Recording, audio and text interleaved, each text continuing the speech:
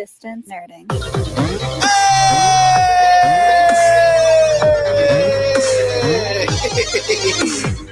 What's up, everybody? What it do, everybody? How's it going? Ooh, I'm What's messaging. going on, everybody? It is Taco Tuesday. You know what that means? You are now experiencing distance nerding. Part of the Comic-Con radio podcast family. He's Gollum's stunt double. It's Jahmez 5000. Hey, that's rude. He's applying for Kathleen Kennedy's job. It's young Phil. And we're here. We're here to nerd together. No, you didn't nail it. I tried to get on your section level there, whatever, but You're not on my level, bro. I'll tell you that much right now. We're talking about anything pop culture, news, movies, food, music, wrestling, comics, whatever you're nerding out on. We want to talk about it. now, of course, everybody, if you want to learn more about distance nerding and everything that we're doing around here, you can follow us on all the social media places. But before you do that, of course, guys, hit that like button. If you're watching on YouTube right now, hit the like button, hit that subscribe button. It really helps us because it lets the algorithm know that we are entertaining, at least to you guys. Listen on your favorite podcast app, leave us a review, and remember, 5 stars helps us out a long way. And of course, if you want to follow everything we're doing, follow us on all the social medias, on Instagram, Facebook, Twitter, Twitch, Threads, Blue Sky, Discord, all. We're at Distance Nerding on all those places. And of course, if you would like to email us, you can send us an email. Everybody's favorite place, Dist. You can even play it on Amazon. So if you have Alexa, you can be like, Alexa, play podcast Distance Nerding. And hopefully that triggers everybody's Alexa to start playing the show. We're going to get downloads like crazy. 100%. Yeah, that's it's a great way to listen to it. I've actually tried it and it works. I remember when we first started the show, it didn't work at all. But like now we've got a big enough footprint on the internet that it knows exactly what distance nerding is. Technology, we got it. Exactly. That's right. Insnerding at AOL.com, and we will read it live on air. Oh, it is our friend of the show, Nidavoa, Matt Aguilar in the chat. What's up, buddy? We love you, man. Hope to see you soon on the show again. The person that's to the side of me, guys, the reason I'm looking up and everything like that, I've got a new setup, so my monitor is like high, right? I've got one monitor right here. I've got one monitor right there because Jackie gave me my old monitor from when I was working from home. And then my laptop is down here and my camera's right there. So it's like, it's all over the place right now. I'm trying to see how well this works. Okay, Matrix, slow down. I know, because if I put my camera up high, like it's looking down at me. So it's just like a weird kind of thing going on, right? So, ladies and gentlemen, with that being said, you have now stumbled onto the worst kept secret on the internet. Ladies and gentlemen, you are now watching Distance Nerding.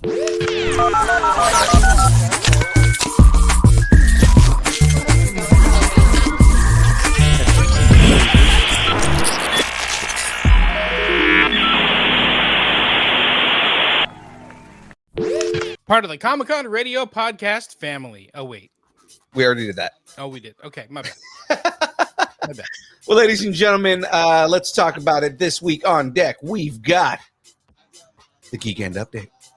We're blending it up with the Weekend Blender real soon. As soon as he jumps on. As soon as he jumps on. We're going to blend it up. What we're watching. Yeah, there's plenty of stuff, especially tonight. Not right now. We talked about it with Disney Plus, and Daredevil will not drop on Disney Plus until after our show is over. So don't worry, guys. Just stay with us. Stay here. And then don't look at your watch, young Phil. Don't worry about it. I didn't realize that was today. I'm like, oh my God, I got to go watch the first episode of Daredevil after this. You'll watch it later. Yeah, no, later. Definitely not now. Starting rumors.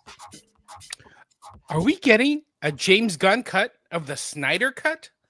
Oh my goodness. Absolutely. I am all for that. And I will watch that all day. And of course, ending the show with the download. To next year, my X-Men. Womp, womp. Not good news. Not at all. Makes all of us sad. But of course, ladies and gentlemen, before we get into all of that, this show, or I mean, not even the show, God, I'm screwing it all up. Before we get into all that stuff, but first, let me get a shout out. Ladies and gentlemen, the show is brought to you by the good folks over at Dubby.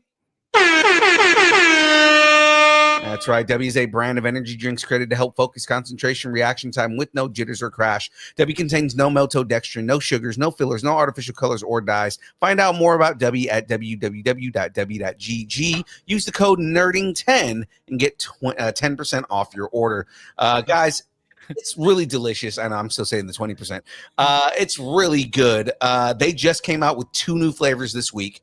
I know that they're always coming out with new flavors. They just dropped Tiger Blood today. Ooh, yeah, really? Yeah. So I don't. Fun fact. Mm-hmm. When it comes to shave ice, Tiger Blood is the best flavor. Is it? Throwing it out there. That sounds amazing. Let me pull it up. So, introducing Tiger Blood. And of course the email just decided not to open, so never mind. I'm not gonna read this. Oh, there it goes. And if it's radioactive Tiger Blood, you might get powers like a tiger or like Craven, and then you have to wear like a big like neck thing, a neck cowl, a cat neck cowl. It's a lion's mane. Okay, so it is watermelon, strawberry, and coconut. Watermelon, strawberry. I'll take that. Yeah, that sounds delicious. I might have to get a bottle of it. Amazon. Alexa, add Tiger's Blood. Ooh, what if you got the wrong thing from Amazon? Because Amazon has everything. They send you like actual tiger's blood. just a tiger's head in your mailbox. That's sad. Oh, that is kind of sad. Well, ladies and gentlemen, Fine Distance Nerding, and our second show, A Comic Conversation, on Comic-Con Radio. Guys, we're on Comic-Con Radio. So head over to Comic-Con Radio, comiccon-radio.com/podcasts. And we've gotten shows on there. It's not as up to date as it should be, but it's there, ladies and gentlemen. Go ahead and head out over there and check it out if you want to hear that second show. Comic-Con Radio is a lot of fun. Or not, I'm messing myself up. Comic-Con. You know what? We're gonna start adding more because it is con season. But also, I talked to Galaxy from Comic-Con Radio today, and he's been out of the country for a bit, but he's back in California, so he's going to start working on some things along with Fandom Con for this coming 2025. So lots of fun things about to happen, people. Oh yeah. Oh yeah. Oh yeah. Night of O, is there a spam flavored Dubby? Sounds delicious. I think it is. I think it's called My Sweat. After... I need a Masubi flavored Debbie. Yeah, exactly. We're a 2 can of spam in the morning family nowadays. The kids like the spam. Guys, your interview isn't up there yet. I'm at that con right now. We're still waiting on some episodes to go up so we can put more out. There's a Deadpool's Happy Sock flavor coming soon in more than one way. I think that's gross. Yeah, I know. Oh my god, I need a spam and eggs Debbie. You want peanut butter cups in your spam and eggs? Hey, peanut butter cup. Hey, peanut butter cup. Peanut butter cup. Anyway, so guys, yes, that is all the fun right there. So let's jump into this because, ladies and gentlemen, it is now time for the Geekend Update.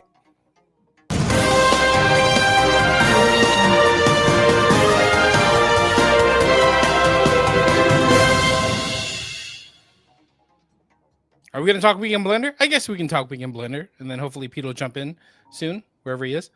Weekend Blender, March 15th and 16th, Sunrise Mall here in Sacramento, or more specifically, Citrus Heights.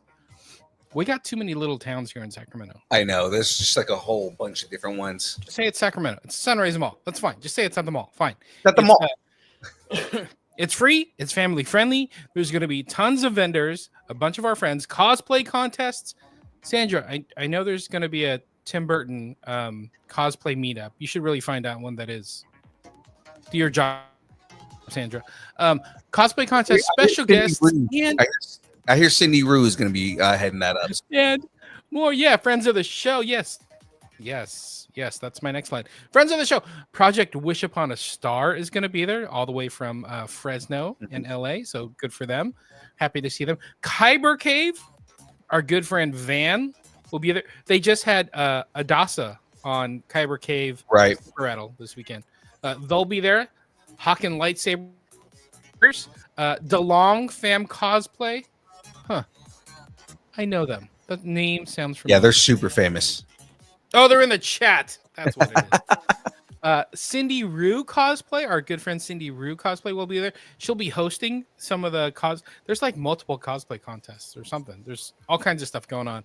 And then your boy, Hummin H2 is going to be there. I should probably go to his Instagram because he usually announces what suits he puts on, but he's going to be in something massive like he always is. Sack Deadpool said he'll also be there, so we'll be seeing Sack Deadpool out there. See, let's add Sack Deadpool to our little list here. I'm adding as we speak. But explain Hummin H2's cosplay because it's very unique. It is. So Hummin H2, he was on the show a while back. But Hummin H2, he's a bigger dude, and his whole thing was always like, you can't really do a lot of cosplays as a bigger guy. So he was like, I want to create cosplay that a bigger guy can get into, and he started creating mechs. So he's you guys have probably seen him online. He's the guy that does the R2D2 mech, like the really big R2D2 mech. He also a lot of those Transformers, like when you see the really big Transformers walking around, he does Megatron, he does Optimus Prime. He's the big juggernaut that everybody sees and on the internet all the time. That one's super cool. I like that one because there's an MMA fighter with the nickname of Juggernaut, and then he has Hummin H2 come to the shows and do his walkout. So he walks out with Juggernaut right before him. That's so dope. I think that's so cool. Yeah, and just like again, we've known him for a little while, and it's just kind of like all of the play he gets. Like he gets invited to like all the big major cons. So like he's at New York Comic Con, he's at Dragon Con, he's at we see him at LA Comic Con every now and then, but he's at like San Diego. Like he gets invited to San Diego Comic Con. Must be nice. Maybe you need to walk on some stilts. Maybe that gets us into the cons. Maybe, and like build these mass costumes. There you go, man. Come on, you need to start working on that. I really should, man. I really just should start doing it. So, ladies and gentlemen, we're over here talking about Weekend Blender and all the fun stuff with all of our friends and everything that are there. But here to talk about Weekend Blender and to elaborate on Weekend Blender, ladies and gentlemen, please welcome to the show the proprietor and promoter of the Weekend Blender series, because there's multiple Weekend Blenders. Ladies and gentlemen, please welcome to the show Mr. Pete. There you go. What's up, Pete? How are you? How you guys doing, man? I'm good. How about you guys?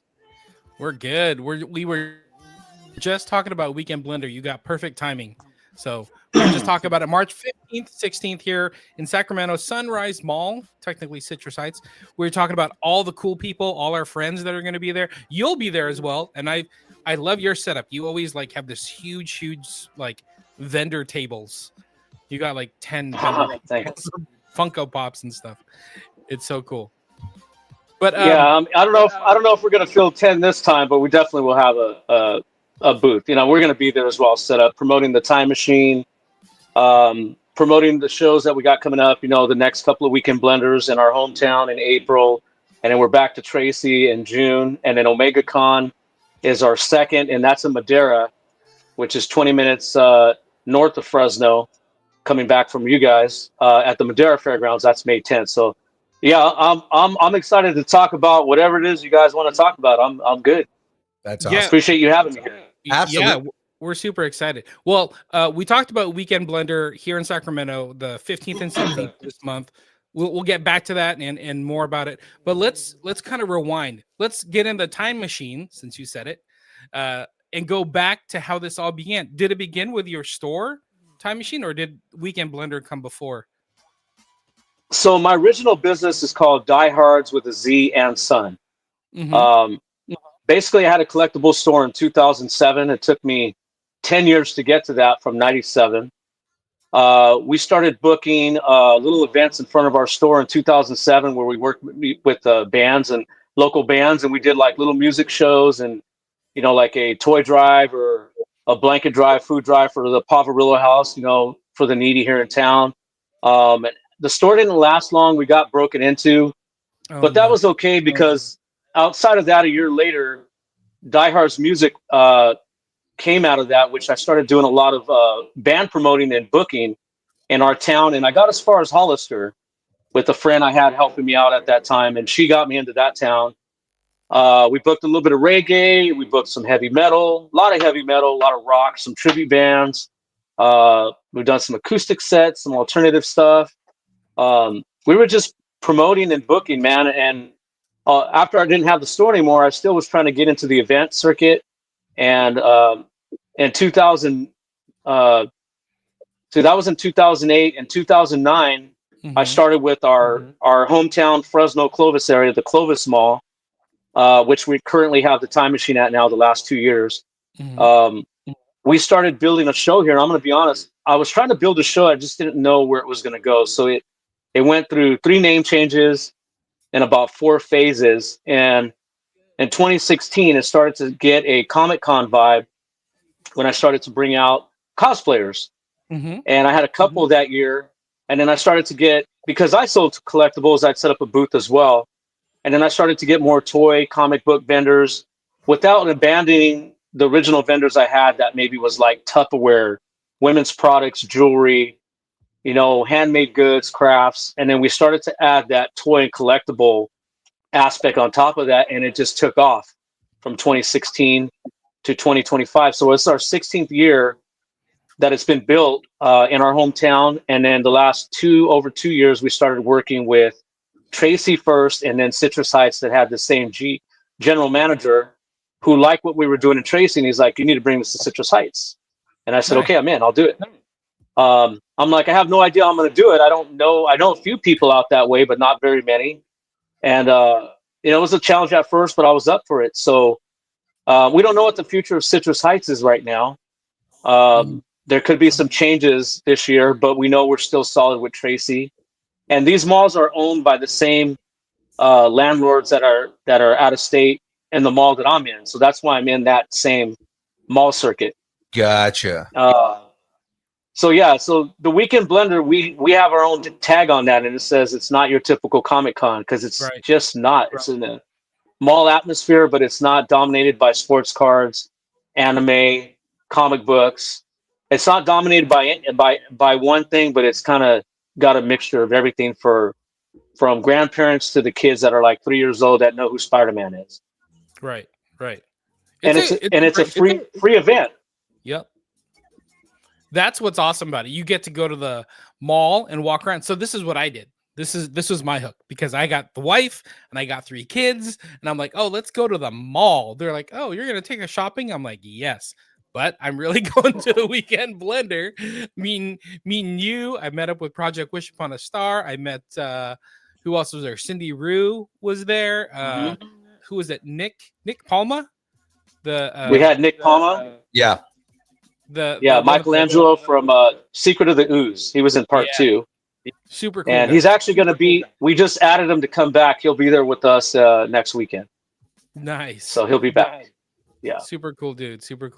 And who else was there? David Gonzalez from Return of the Jedi. He was there too. David's a good guy. Yeah. You bring a good mix. And you know who was there? Odin Makes was there, who usually has a huge booth at like SatCons or any con that he goes to, but he had a good sized booth at Weekend Blender as well. So you got a lot of kind of big names in the local kind of con industry coming out. So that's awesome. Oh, that's cool, man. we try to work with all the really great people that want to work with us or give us an opportunity, and we can give them an opportunity to have another gig out there. So we like to work with those people that come back with us in the circuit, whether it be a year later, 2 years later, 3 years later. So we try to keep that vibe rolling, with those people. But we also try to add, to the roster of people that we're working with, trying to make those next steps, one at a time, not running to it, but you can't be too careful, because if you don't make the moves, then they don't happen. So you kind of just got to be like, well, we're going to do this. We're going to shoot for this guest. We're going to try to get them. Omega Con's turning out to be that way, where, whenever you're ready to talk about that one, we could talk about that one too. Yeah, that's a good segue. Why don't we jump into that? Because that one is like the Voltron of like Central Valley Con. The Voltron. Yeah. Tell us about that. So what we did first, it was called Die Hard Con, a self-titled con that we did at a veterans hall that had an outside park that was huge. And we also had an indoor building. This was done in 2018. So that was our first or second move outside of the mall. And then we did some at a brewery called BrewCon or Brew the Con, which we've done a couple of breweries here in town. Same brewery, but we did it, twice there already. And we're going to look for other avenues to do that as well. I mean, we got some things that are out there, even out of town. We're working on some things. So there's, outside of the Weekend Blender, what it became is now we can take it anywhere else and build it up to the next level, which was Die Hard Con, which almost in a way became Omega Con. And Omega Con is the next move out, where now, at Omega Con on May 10th, this year at Madera Fairgrounds, it's an outdoor event, but we will have a building with our celebs in there. Nice. And we are able to do like a beer garden, which we're trying to keep it like a Star Wars cantina kind of vibe, galaxy vibe. We are able to bring food trucks out, that we're able to do those things on our own, which is great by having it there. So it's a great thing to do. And then we don't have to charge for parking, and we're doing a $10 pre-sale. You can get it online. There'll be a fee charge online, but you can get a $10 ticket there. You can get them from the shop, and we'll have another outlet here in Fresno. But online, we'll call you to the door. 15 at the gates, 10 and under free. But we'll have vendors, cosplay contests. I believe I'm going to be hiring a band that's going to do some pop culture music, and we'll see what else we're going to add in there as we're building here along the way, because it's our first one there. So it's going to be a learning experience, and we're going to try different things out there. But we just locked in Lou Ferrigno a couple of days ago, the Incredible Hulk. Nice. So Lou's such a cool guy, man. Lou's a great guy. He's been at our store. He was at our store January 19th for a couple hours for meet and greet. He did pretty good in a 2-hour span. But we also met him less than a year ago, where we went to an event here in town somewhere else and got some stuff signed by him. Great guy. I mean, I'm a big fan of the Incredible Hulk. I'm 50 years old, so I grew up. That was one of my first superheroes. One of my heroes. I loved the show as a kid. Next to Christopher Reeve, Superman was my other hero. My wife can't say Bill Bixby to save her life. Every time she'll be like Bill Bixby. Yeah, you got to kind of carefully say it, because it can tongue tie you.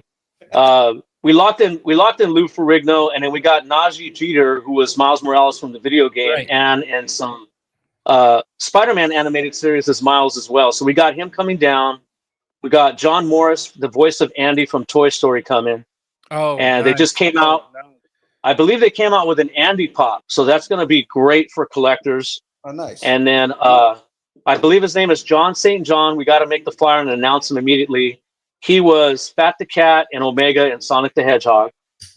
And then we have, I think, one or two more people pending right now that we got to double check on, or we may have to make some changes on. But we're almost just about done with the guests. And like I said, we got vendors, cosplay contests, food, beer garden for 21 and over.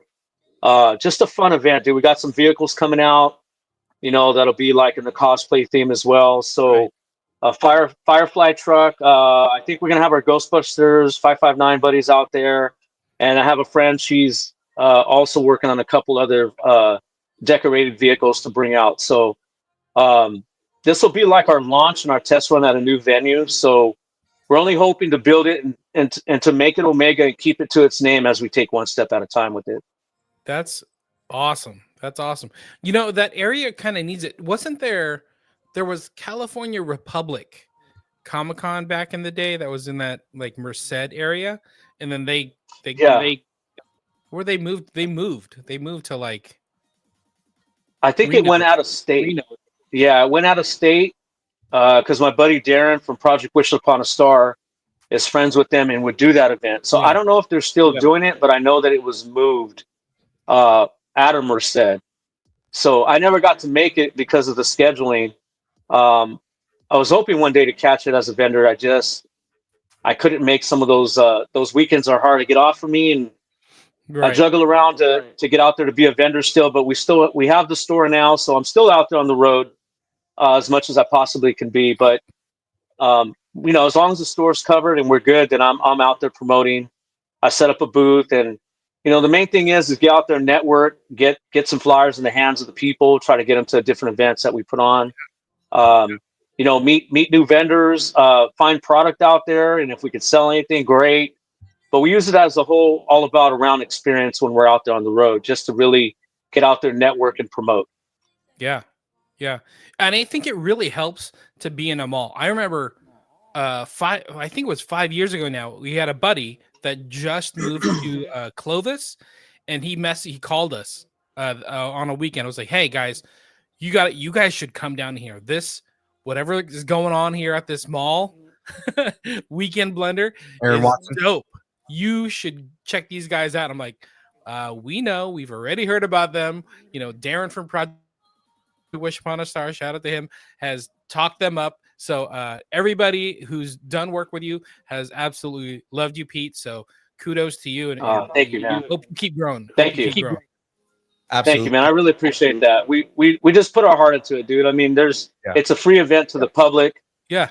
We rent vendor space out, and we have to make that has to cover everything. You know, it's got to pay for the flyers. We print thousands and thousands of flyers out, and we try to make sure our calendar is updated so that they don't expire right away, that they continue to keep promoting once they're in your hand.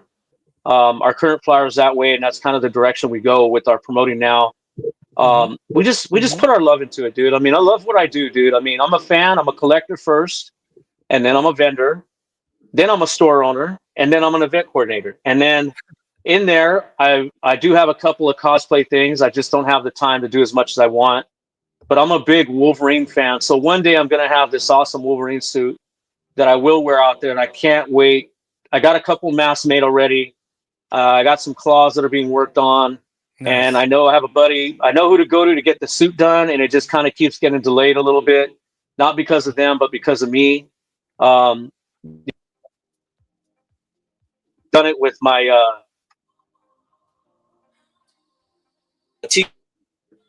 close to pretty much being 501st approved if I get it all that way. It's right there. But it took me about 6 years with some help to get that done, and that's done. And then I've done a Star-Lord. Not a lot, like I said, I just a couple of times. And the Wolverine suit, you know, the version that I want to put on, and then do various versions from there. I got the height. I was born the year the comic came out, the first appearance, October 1974. You know, I don't have the muscles, but I could buy those and get them on. But, you know, I'm working on that. And you got to do the job. I'm a fan, dude. So, that's awesome. You know, I want the whole roundabout experience as a collector, as a fan, to hopefully try to bring, you know, those different elements and getting into the cosplay a little bit more in the future as a dude of my age, you know, which there is no age limit on cosplay, which is awesome. So I can be old man Logan one day without a problem, right? Because, you know, I'm not getting any younger. So, I mean, I still walk around as Deadpool. So, I mean, like, it happens, you know. Yeah, I mean, it's fun, dude. And you know what? With all the problems that we can have in life and in the world, dude, it's great for us nerds to have an outlet. And when I say nerds, I mean, I say with honor and pride, dude, because it's an awesome thing to be in this world and have that as an outlet for us to be able to go out there with other like minds and have just a great time out there, dude. Buy things, collect them. Smile, have fun. I mean, when the music's on out there, everybody's dancing. I mean, the kids are smiling when they see the cosplayers dressed up. The kids come out and cosplay.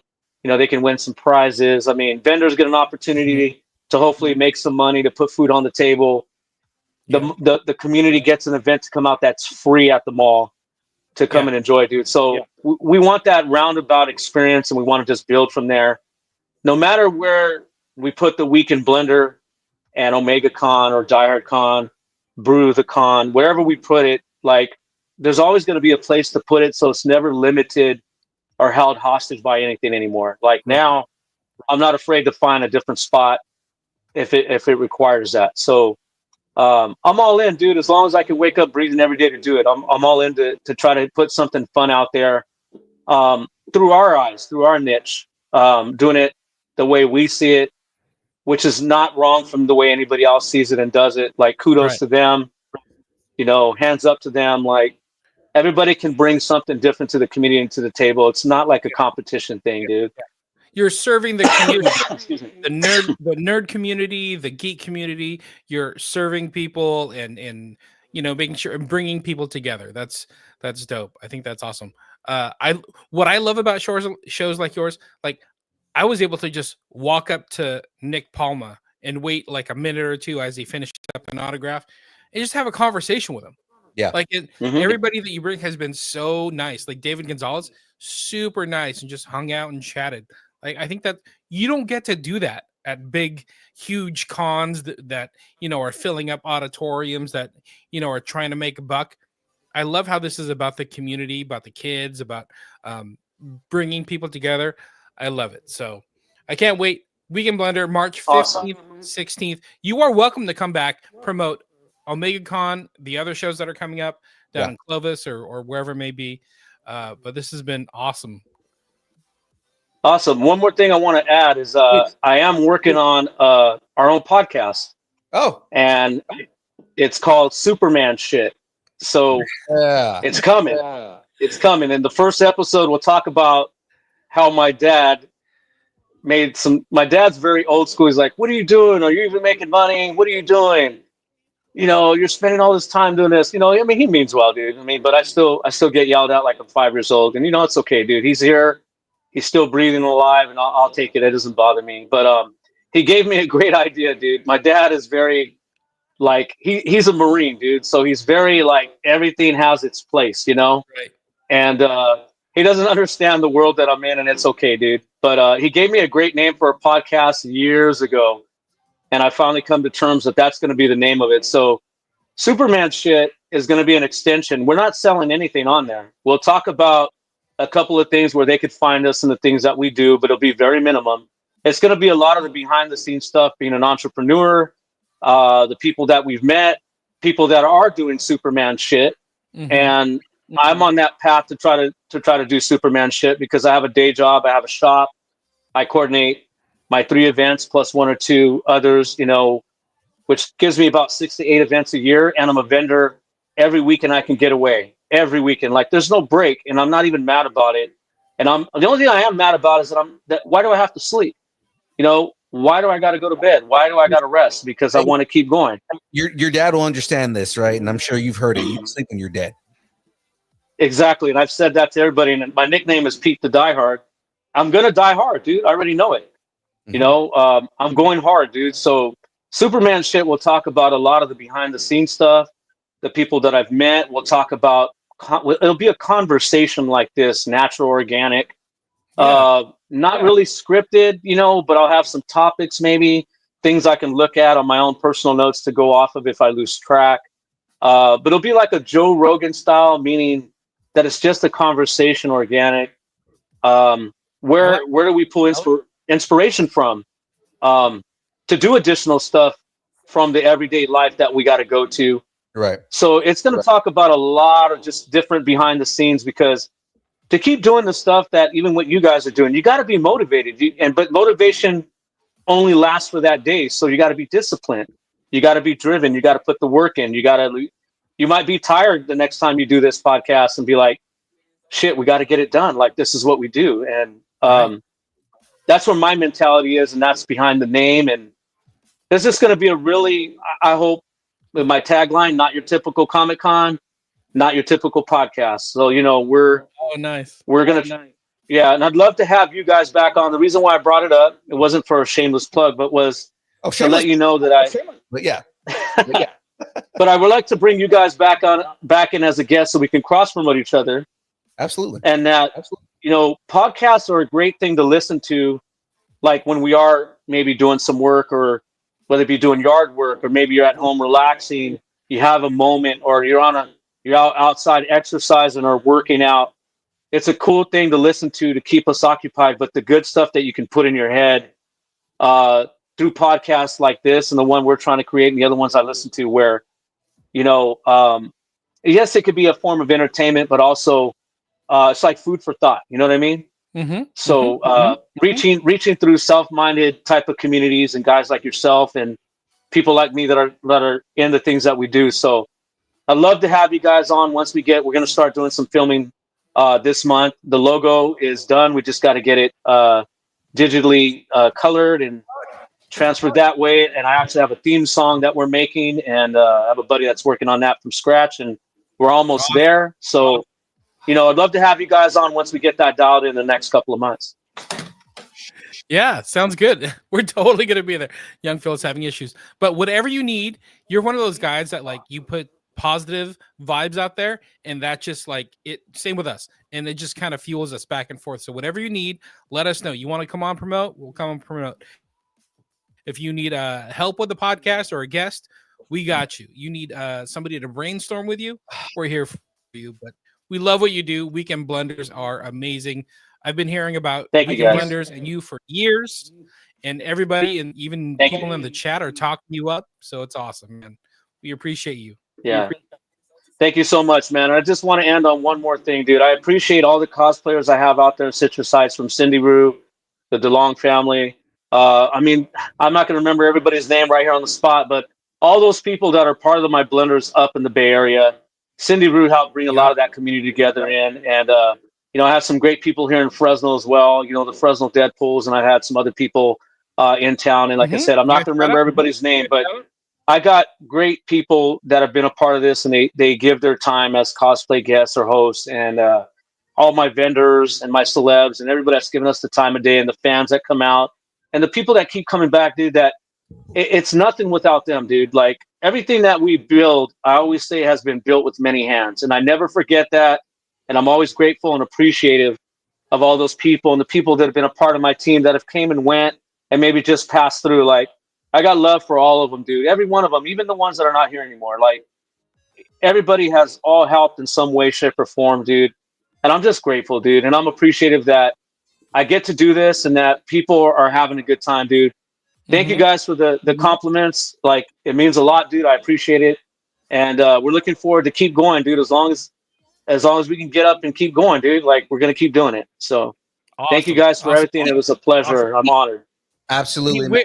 Where can we find you? Where can we find more about Weekend Blender, about Time Machine Collectibles? Where can we find out more about those? Instagram? So yeah, dude, Instagram or Facebook, we're on Time Machine OG. And Diehards, that's one word with a Z, Diehards and Son on Facebook or Instagram. You can find us under the Weekend Blender 1, the number 1 on Instagram, the Weekend Blender, Not Your Typical Comic-Con on Facebook. And I'm missing anything else. So MegaCon 2024, because that's the year it was established. You can find us on Instagram or the event on Facebook. Brew the Con, Instagram or Facebook. And then if you want to look up my personal page, I'm under Pete the Diehard. I usually keep my personal page private, but if it's somebody that's interested, you can find me on there. And then Superman Shit podcast is on Instagram and Facebook. You should be able to find us under Superman Shit, though. I mean, I spelled shit different, but you'll see it coming up, and it says podcast. So we spelled technically, even though I can't get it on the actual social medias that way, Superman Shit is spelled Superman. And then we did a backwards E, but we can't do that on there. But it's Superman, and the shit would be $, exclamation, +. So, we wanted to try to keep it, for not looking like shit. But, we were trying to be creative. But social media doesn't let you necessarily do that. But they'll see that the podcast is saying it's coming out. We'll get Spotify and other platforms, whatever, figured out. Like, we're working on that. We're going to YouTube it. I won't stream it live, but we will probably pre-record it, and then we will have it on audio as well. So Awesome. I'm excited, man. Awesome. Like, I'm excited. So thank you guys for everything, dude. I appreciate it. And anytime you want me on, I'm in, dude. I love it. Man. It was a pleasure having you on, man. Thank you, guys. Have a great night, man. Soon. We'll see you. Thank you so Awesome. much. Please, Thank you so much. please send me this link so we could share it out as well. The link that the YouTube link. Well, actually, I'll send it back to you. But yeah, the YouTube link that takes you to this live right now is the same one that's going to be when you go to YouTube to find it too. So I'll message it to you. Perfect. We'll put it out there for you guys. And I did a quick post before I got on, but I mean, we'd like to send them where to go look for you guys. Awesome. Sure, Thank man. you so much. All right. We'll see All right, you guys. Have a great We'll night. see you. Thank you. See you next weekend. Have a good yeah. one. All right. Thank you. Bye-bye. Such a cool dude. I like me some Pete. He's Absolutely. a good dude. So in the process of all this, I don't know if you're just like, what the hell just happened right now. My monitor fell. Oh, that's fun. And my camera was on top of the monitor, and my monitor just cracked. Oh, so are we all cracked for you? Is there like a? It was that's the other thing you guys saw me doing is I was putting my other monitor up and taking the other one down. So, well, things happen. Monitors are cheap. Come on, you're good. You're good. yeah, no, it's cool. It's only a $500 monitor. You probably needed a new one. No, this was my new one. This is the one that I just got. Well, you know what's going to make you feel better? Talking about rumors. That's going to make you feel better. Yeah, absolutely. All right. Well, ladies and gentlemen, let's get into these rumors. Oh, wait a minute. No, hold on. It's not rumor time. What time is it then? You wrote the schedule, and there's a whole other segment here, man. Oh, the upcoming? Yeah, upcoming. Come on, man. What we're watching? What? All right. We'll just mention it just because we went over on time with Pete because it was so cool to talk to you. But upcoming streaming. So we mentioned it earlier. Today is Daredevil Day. We're born again. Today, we're born again, except the monitor is not born again. No, so today, Daredevil Born Again is on Disney Plus. I feel so bad for you. What else? Paradise just had the season finale yesterday. So the whole entire season 1, which is amazing, is streaming on Hulu right now. I've heard like the twists were really good in this show. It's so good. It's so good. I'm not going to talk about anything about it. I'm just going to let you experience it. And that's what it is. It's one of those like week to week experience shows. It's great. It's going to be a great binge if you haven't started watching it. It'll be one of those that hooks you at every single episode. So yeah, go check out Paradise Hulu. The entire thing is on Hulu, and it's renewed for season 2. And then I don't know what you're watching, but I'm also watching Reacher. I'm definitely watching Reacher, man. I'm only on episode 4 right now, but it's so good. So good. Reacher's so good. Such a good show. Yeah. I'm digging me some Reacher. And I can't wait for the Neely show too. Now she's getting a spinoff. And I love that, like, it's like we know that we're getting a Neely show, but then Neely shows up in the show. Like, so yeah. That is cool. That is cool. And then I'm not all the way caught up, but Invincible. Yep. Are you? I'm loving Invincible right now too. Are you caught up on that? I'm not. I'm about 2 episodes behind, but I mean, it's still really good. I don't have it in our stories, but what's his name? The main character, the main actor, I should say, Steven Yeun. Yeah. He's got, I think he's going to have 18 different characters, 18 different versions of Invincible on a future episode. They just announced it like today. Oh, because I mean, they've already been kind of playing with the multiverse stuff. So I mean, yeah, like, exactly. They started playing with that last season. So like, yeah. So that'll be interesting. Yeah. So all those all those are on now, right now. That's right. Every single one of these is now currently on. So we are really watching this right now. Yeah. Shout outs to Triggered Wrestling in the chat. What up, boys? Hey yo. Hey yo. You want to see a bad guy?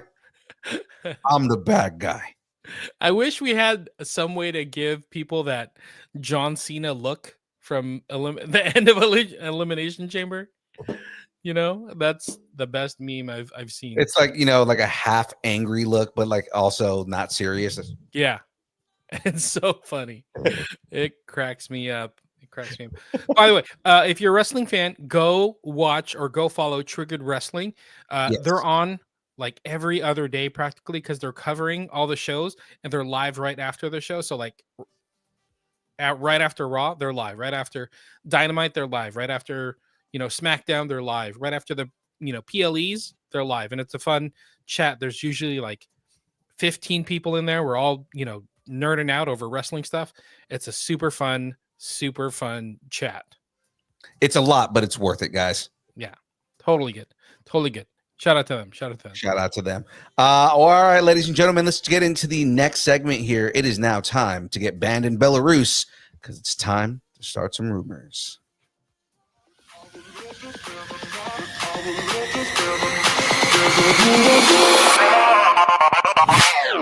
We're banned in Belarus. We're banned in Belarus. We're banned in Belarus. Why does Belarus get that song? Nobody else. Everybody else is like, you can have this song, enjoy it. Let's all party together. Belarus, this is our song. We own this song. We do not share with you. Well, I mean, like we're banned, like Belarus and Russia and North Korea for some reason do not like this song. Like they're banned. We're banned because this song plays. So I mean, it's somebody probably pissed off Putin. You're putting me down. You're putting him down. I'm putting him down. It's like Deadpool. James, are you going to AEW tomorrow? I am not going to AEW. Why? Because I'm broke. I have 3 kids. I don't get to buy tickets. I don't get to go to WrestleManias like all of our friends that they always talk about WrestleManias or AEWs. I don't get to go to those. I get to watch it on TV. Thanks, Psych Deadpool, for blowing my cover. I don't get to go. Young Philly, you going? No, I'm not going. I'm also broke and I can't go to shows like that. You got to buy a monitor. You don't have money for AEW tickets. You got to buy a new monitor. Sad. Let's not talk about my monitor and let's go to this first rumor here. Okay. Starting rumors. How about debunking rumors? James Gunn shared a photo of himself with director Zack Snyder earlier this week, and it sent fans into a frenzy. The internet wasted no time speculating that it must be that Snyder is coming into the DCU. Gunn stepped in to set the record straight. The DC Studios co-CEO recently clarified that meeting with Snyder had nothing to do with business. He said, I was just talking with Zack as a friend. So, we were just hanging out and we were like, let's take a picture. We knew full well what we were going to do. He thought it was funny. I thought it was funny. And that's that. I don't know. No, I can't believe that. It feels like a double swerve. Snyder remains focused on his own projects with Netflix, including Rebel Moon. Meh. We'll see. Despite fans holding out hope that he will return to DC, there's no indication he'll be returning to the franchise. Tacos on the table. Is Gunn messing with us? Is Zack Snyder really cut from the DCU? My tacos are on the table for the fact that both of these dudes are notorious trolls. Like they are notorious for messing with people, right? And I'm sure they were both like, dude, let's take a picture together. People are going to think that I'm going to make a DC movie. Yeah, that is true. But I mean, they're kind of the big guns, so to speak, of like the superhero directing world. So, I mean, James Gunn could do something where he's like, hey, I don't have a project for you just yet. And I know you're busy with all your passion projects like Rebel Moon. But just keep it in the back of your mind. Like maybe there's something for you down the road. It's not right now. We're not going to announce anything. Maybe it's down the road. Right. I think something could. I think it was groundwork for something in the future, and James Gunn is troll enough to like swerve us and then double swerve us. No, it's like a double heel turn. I love it. For sure. So let's go ahead and move on to the next rumor here. Is Bernthal punishing us? What? I don't know. Maybe earlier this week, it was confirmed that Jon Bernthal is also co-writing the project alongside director Ronaldo Marcus Green from We Own the City. Now, an Instagram post from Bernthal might have just revealed the Punisher, the inspiration behind this next brutal chapter as the Punisher. The post featured the cover of the Punisher number 53, a 1991 issue from the Final Days arc. The arc follows the Kingpin as he sets out to completely break Frank Castle. He's forced into working for the crime boss before ultimately landing in prison, which is where Frank faces off with his longtime nemesis Jigsaw.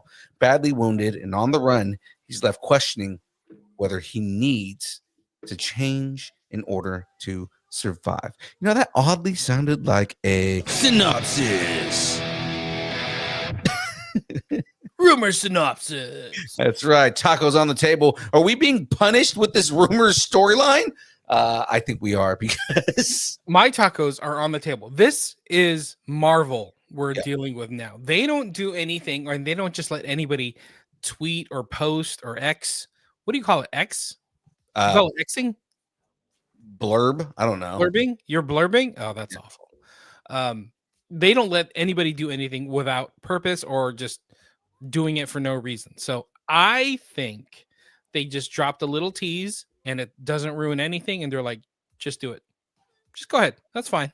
Just let it go. Drop a cover. That's fine. Yeah, no. I like the idea of this being the next arc just because it does kind of fall in line with where it seems like they're going with everything. We won't know until after, Daredevil's finished. But I mean, I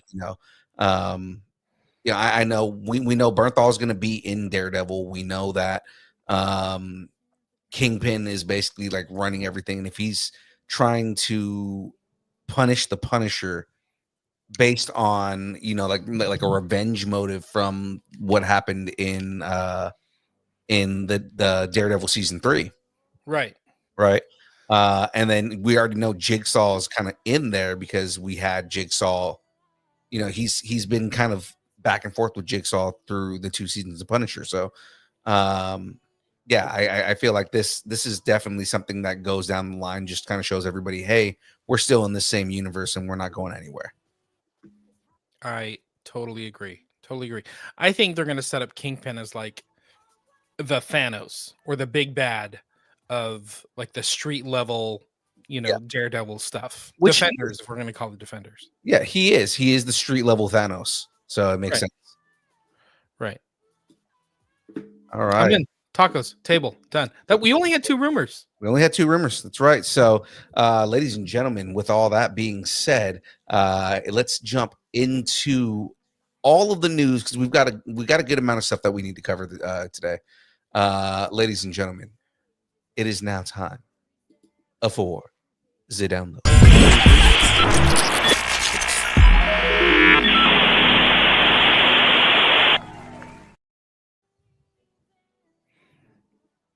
Casting couch. Are you going to do a casting couch? Oh, I'm going to do the casting couch. Ladies and gentlemen, it's time. Corral. Oops. Yeah, it's time to cast some couches.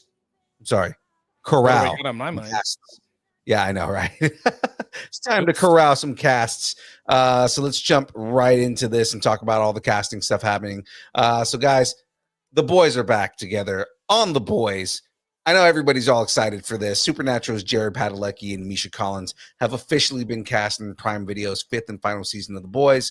They're going to have a guest appearance on the series. Their roles have not been revealed, but Padalecki and Collins are also being reunited with Jensen Ackles. And it's basically a supernatural reunion within the 3rd season of The Boys. And then Daveed Diggs is also coming on the show, which is fun news. Just Daveed Diggs is a great actor. We already have Jensen Ackles in The Boys. So it's going to be interesting to see what they do with Jared Padalecki and Misha Collins. Just bringing that whole cast together. So that's a fun thing. Moving on to some DC news, rumors, and everything going on over there. CLAYFACUS, RUMERIO, REVELIO. Come on, Harry. You played the Harry Potter game. Give it one more chance. Leviosa. RUMERIO, REVELIO. Okay. There you James Gunn is once again clearing the air on DC casting rumors.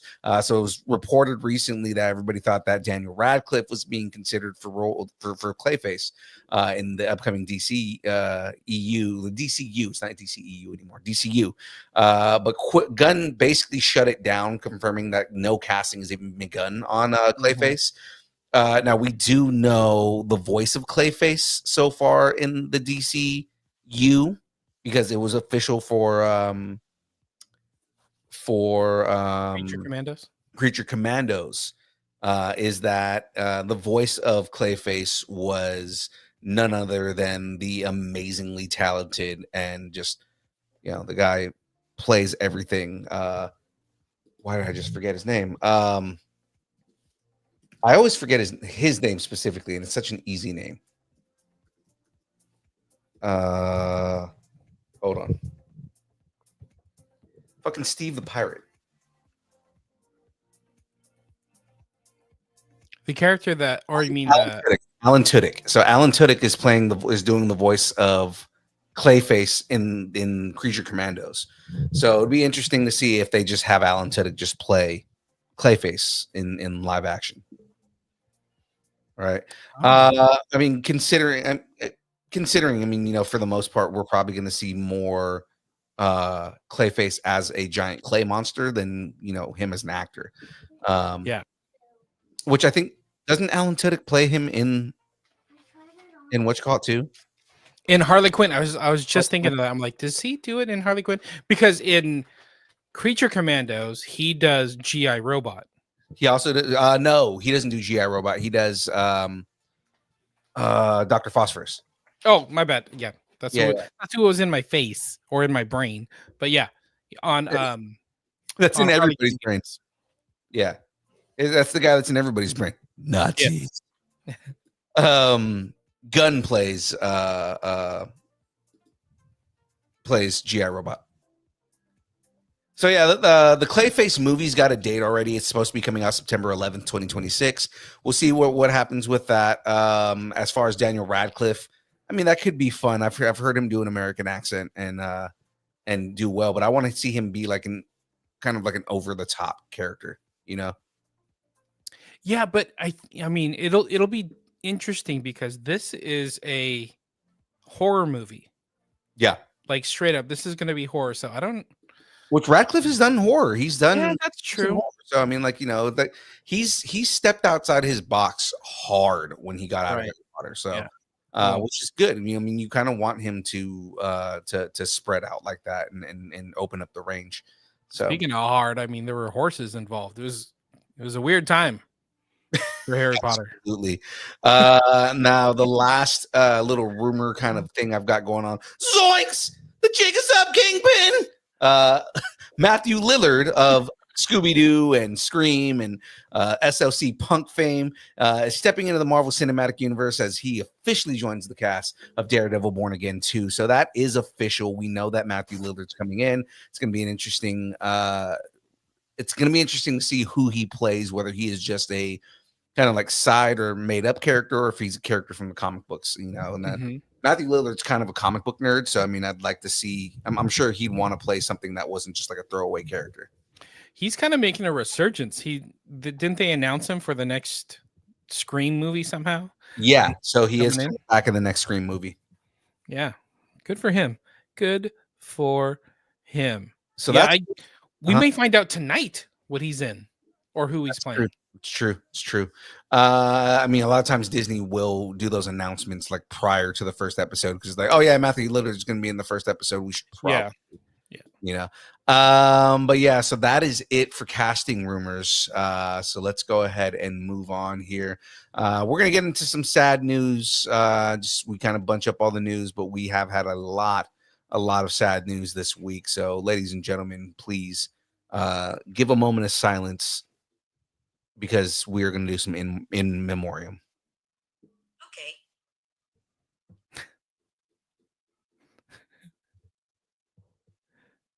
All right. And Siri decides to talk. All right. So let's Siri. All right. Some sad news. Roberto Bob Orci, the writer and producer behind the biggest sci-fi and action hits of the last 2 decades, has passed away at 51. Oh my gosh.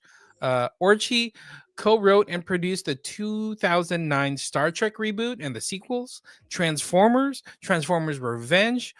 His filmography also includes Mission Impossible 3, Legend of Zorro, Now You See Me, Eagle Eye, The Proposal, The Mummy, The Amazing Spider-Man. So many shows. Oh, so sad. Mm. You want to get on camera and show them? No? Okay. Oh, wait, what? Oh. No, I got a little performance over here. As far as his TV credits go, he co-created Fringe, Sleepy Hollow, produced Hawaii Five-O, and worked on Alias and Scorpion. Oh my gosh. Orci died in his Los Angeles home February 25th after a battle with kidney disease. So sad. His resume is so big. So big.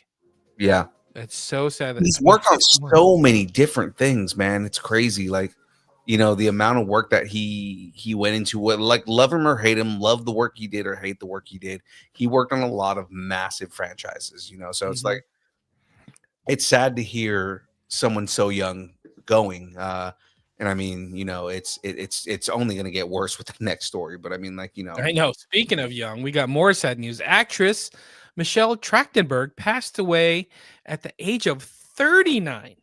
Best known for her roles in Buffy the Vampire Slayer, Harriet the Spy, Ice Princess, and Gossip Girl, Trachtenberg had a strong career. According to NYPD, officers responded to a 911 call just after 8 a.m. at a luxury residential tower in Midtown Manhattan, where they found Trachtenberg unconscious and unresponsive. Sources also indicate that Trachtenberg had recently undergone a liver transplant. Excuse me. Oh my god! Can you imagine if it was an operation that went bad? Yeah. She's oh my gosh. She's only 39. So anyway, I got a little bit more on her career. Nickelodeon audiences will remember her as Nona on The Adventures of Pete and Pete, where she became a fan favorite. Her career took a major leap in 96, where she starred in Harriet the Spy. One of Trachtenberg's most popular roles was Dawn Summers, Buffy's younger sister in Buffy the Vampire Slayer. I wonder if she was going to come back for the kind of reboot. Yeah. She was introduced in the show's 5th season in 2000, and she became a central figure in the show. Oh my gosh. She worked steadily in television and film throughout her career, making guest appearances in House, Weeds, NCIS Los Angeles, Sleepy Hollow. I used to love Sleepy Hollow. She also found a home in voice work, contributing to Robot Chicken and other animated projects. While her passing is a heartbreaking loss, she leaves behind a legacy of work that has resonated with so many. She's one of those actors, even though she was so young, like we grew up with her. Like we watched her grow up, you know, Harriet the Spy and going on. Buff. We didn't even mention Eurotrip. She's in Eurotrip. I was just gonna mention, like, so not only that, like you have all these roles that she played.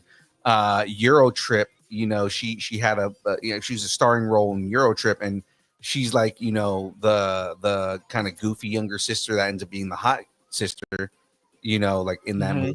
And like, you know, she was just a really good actress, man. She was a really good actor. And it sucks, you know, somebody who I mean, she had to get a liver transplant and you just kind of dying so young from something like that. You know, kind of just makes you wonder about mortality in general. You know, I mean, it's only a year older than me. I know.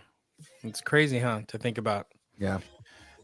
Also, you're getting old. I got one more though. Yeah. Strap. God Wants You on the Floor. Oh, Hoosiers. I love that movie. Gene Hackman, a 2-time Academy Award winner, left quite the impression on cinema, earning a place alongside Hollywood's greatest talent. Authorities in Santa Fe, New Mexico, confirmed that Hackman and Arakawa, which is his wife, were found deceased in their home. While no cause of death has been determined, authorities have ruled out immediate foul play. Oh, so sad. Hackman's acting career spanned decades. He broke out in 67's Bonnie and Clyde. He played Clyde. Oh my gosh, earning him an Oscar nomination. A fan favorite role was Jimmy Popeye Doyle in The French Connection, which won him his first Academy Award for Best Actor. Hackman brought something special to every role he took, whether it was a paranoid surveillance expert in William Friedkin's Conversation, ruthless sheriff in Clint Eastwood's Unforgiven. Oh my God, Unforgiven. Yeah. Such a good movie. Another incredible performance, which won him his second Oscar, or the sharp-witted patriarch in Wes Anderson's The Royal Tannenbaums. And also, we don't forget Hoosiers in that. Is that 90s? That was the 90s, right? I believe so. I think Hoosiers was either late 80s or early 90s. Yeah. He went on. He was co-starred with Meryl Streep in Postcards from the Edge, Tom Cruise in The Firm, and Denzel Washington in Crimson Tide. Roll Tide. Roll Tide. Such a good movie. But I don't know about you. For me, he was our Lex Luthor. Yeah. That was it. He was our Lex Luthor in the Superman films. That was another favorite. Oh my gosh. I can't, like him and Cesar Romero. Those were our villains growing up. You know what I mean? Mm-hmm. Like that was it. He was also in The Birdcage and Get Shorty, Mississippi Burning. God, it's a fucking great movie, man. Such a huge career. Even into his 70s, Hackman remained an on-screen force. He was in films like Enemy of the State and Sam Raimi's Quick and the Dead. He survived by his 3 children, Christopher, Elizabeth, and Leslie. Gene Hackman was a cinematic force, and our thoughts and hearts go out to his family and friends. So sad. Yeah. He passed away with his wife. Oh my gosh. And it's unclear, kind of like they still don't know what happened. It seems like it may have been a CO leak, because they also found their dog dead as well. Mm-hmm. It's what it seems like to me, but they haven't like released anything as far as autopsy report and toxicology, so they don't know exactly what happened. Yeah, so sad. But he was amazing actor. Yeah, man. They always come in threes, man. They come in threes. Yeah, it's sad, man. So let's get out of the depressing news and let's jump into things that are a little bit more uplifting, if you want to call this uplifting, because not a rumor. Dinosaurs are about to be real, y'all. You guys don't understand. Like, we're going to get some real dinosaurs here. The Bear actress Ayo Edebiri has been hired to write the script and possibly star in the live-action Barney movie that has been made by Mattel and A24. God, do we need this? Wait, hold on. Pause. Yeah. You said this is going to be uplifting. A live-action Barney movie? I said uplifting, or I guess it might be. Okay. All right. The film's plot is being kept under wraps, which, again, weird. In a July 2023 interview with the New Yorker, Mattel exec Kevin McKeon revealed that the live-action Barney would be adult-oriented and surrealistic in the vein of films by Charlie Kaufman and Spike Jonze. Wow. I don't know how to feel about this. We're leading into the millennial angst of the property rather than fine-tuning this for kids, the executive said at the time. It's really a play for adults. Not that it's R-rated, but I'll focus on some of the trials and tribulations of being 30-something, growing up with Barney, just the level of disenchantment within the generation. Order up one live-action Barney movie to the window. That's so crazy. Well, okay, at least they're like honest with themselves. They're like, this isn't going to be for kids. This is going to be some kind of connection to anybody who grew up with Barney or watched Barney. It's almost like a joke, like the way Barbie was. Yeah. Right. I mean, Mattel is putting this out. I really don't know how I feel about this. Well, what's interesting to me, I mean, yes, Ayo Edebiri writing it is interesting, but knowing that it's being produced by A24, that gets me. That makes me. She makes good movies, so that makes me intrigued to be like, what is going to happen with this Barney type movie? So I don't know. Okay, ready? Moving on. Okay, thanks, Barney. Trading in spiders for ogres. DreamWorks Animation has officially announced that Zendaya has joined the cast of Shrek 5, taking on the role of Shrek's daughter. Okay. All right. The news was revealed through the franchise's official X page, giving fans a first look at Zendaya's animated ogre character in the teaser. All right. I guess that's Zendaya as an ogre, right? I The guess. film won the film won the first ever Academy Award for Best Animated Feature and raked in over 488 million worldwide. Oh my gosh! Its success paved the way for Shrek 2, where Shrek meets her parents. Shrek the Third, which is the successor. Shrek Forever After, 2010, yada yada, and all this other stuff.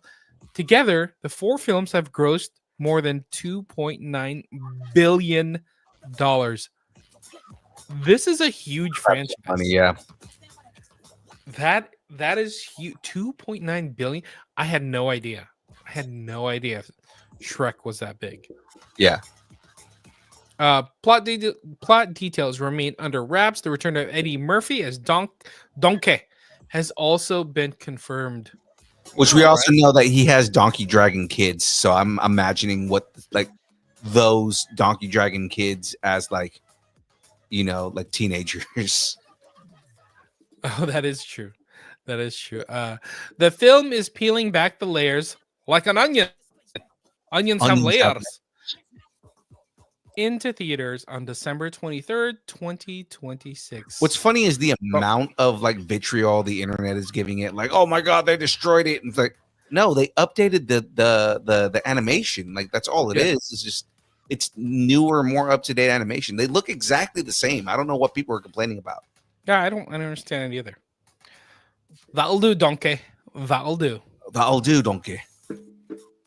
Oh, let me I'll do the next one. Bears beats and back to the office. Oh yeah, Oscar Nunez is stepping back into the shoes of Oscar Martinez for Peacock's highly anticipated follow-up to The Office. While the new mockumentary series isn't a direct reboot, it takes place in the same universe as the original, and Nunez is the first confirmed original cast member to make an appearance. Though he won't be the central character. He's reported that Nunez's return was planned from the beginning. See, I like this. Yeah. It doesn't feel like just a straight ripoff. At least it's connecting. There's connective tissue. So this makes me feel like it's going to be more interesting. The series is reportedly titled The Paper, and it shifts focus from a struggling Midwestern newspaper where a desperate publisher attempts to breathe new life into the publication by enlisting volunteer reporters. Sounds like us when people ask us to write stuff. The documentary crew that once chronicled life at Dunder Mifflin is now capturing this newsroom saga, potentially explaining how Oscar Martinez ends up in the mix. No date when The Office follow-up will clock in. All right. I mean, that makes me a little more like I'm a little more open to it now, knowing that it's not like a direct, like, you know, oh yeah, 20 years later, this is what's happening at Dunder Mifflin. Like, you know, I like that it's basically the same documentary crew is documenting another business, but it's in the same universe. So like Oscar Martinez moved and he's like, you know, maybe he's like a paper vendor that like shows up at the newspaper. Right, like he's doing the accounting for the paper company or something. Right. All right, okay. I'm into it. Be an episode and it's like they moved me to Ohio. I'm here now. Yeah, exactly. Yeah. So yeah, no, that's interesting. So let's jump into this next story. You can't keep a good captain down. Well, was that your Captain Kirk? That's specific. Was that your Shatner? My Shatner. I think it took a shat. Try it one more time. Take two. You can't keep a good captain down. Oh, that's better. I'll give you that. Seems like William Shatner might actually be considering returning to the role of Captain Kirk in a future Star Trek project. During a recent appearance at Fan Expo Vancouver, the legendary Star Trek actor shared that a new pitch for Kirk's return has caught his attention, and he likes it so much he's willing to hear it out. he explained, because that's been a big thing, is that he will not return as Kirk. So he explained, I have been asked to come back as Kirk so many times. If Kirk is going to come back, it has to mean something. It has to be. It has to be the show. But I was so impressed by this writer, so I said, let's talk after I'm done in Vancouver. So I'm awaiting a pitch to make the show. It would come on Monday or Tuesday. So I mean, by now he's listened to this pitch. At this point, right?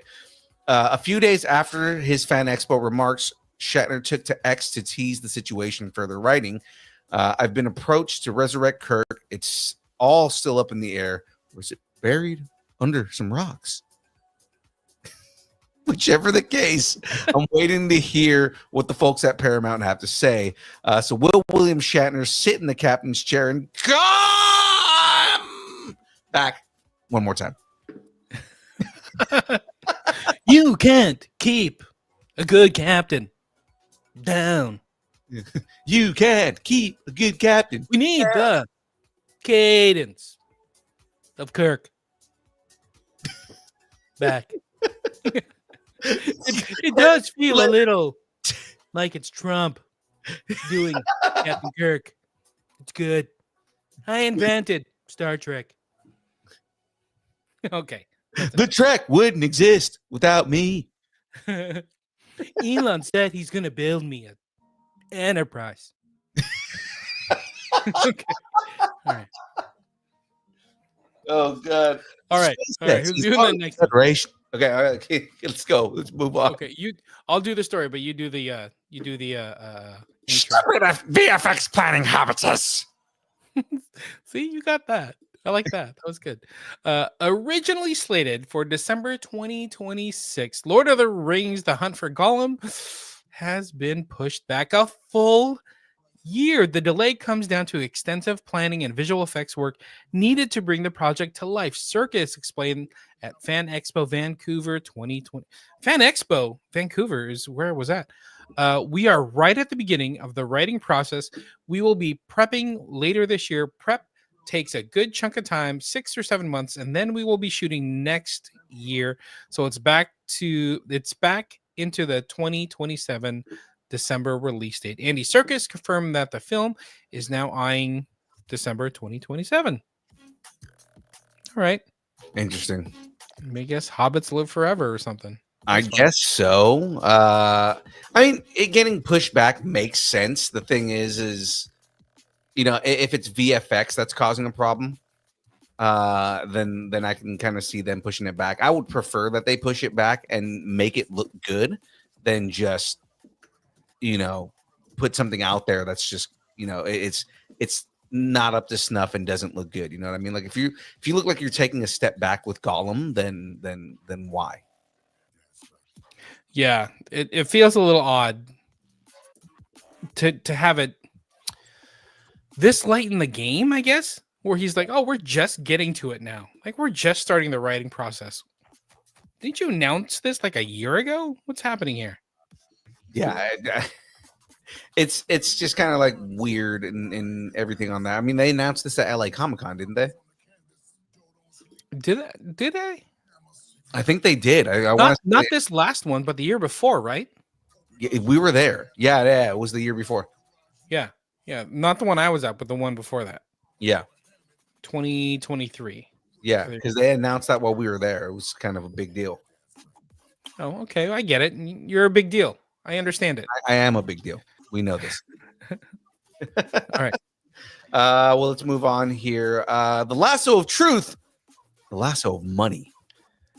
Yeah. You are not having luck with gaming lately. No, and I'm actually a little upset about this one. So Warner Brothers Games has shut down Monolith Productions, Player First Games, and WB Games San Diego. The news confirms the cancellation of Monolith's highly anticipated Wonder Woman game, which was first announced at the Game Awards in 2021. Monolith Productions, known for the Fear series, FEAR, and acclaimed Middle-earth, Shadow of Mordor, and Shadow of War, which I fucking love those games, had been working on Wonder Woman using its proprietary Nemesis system.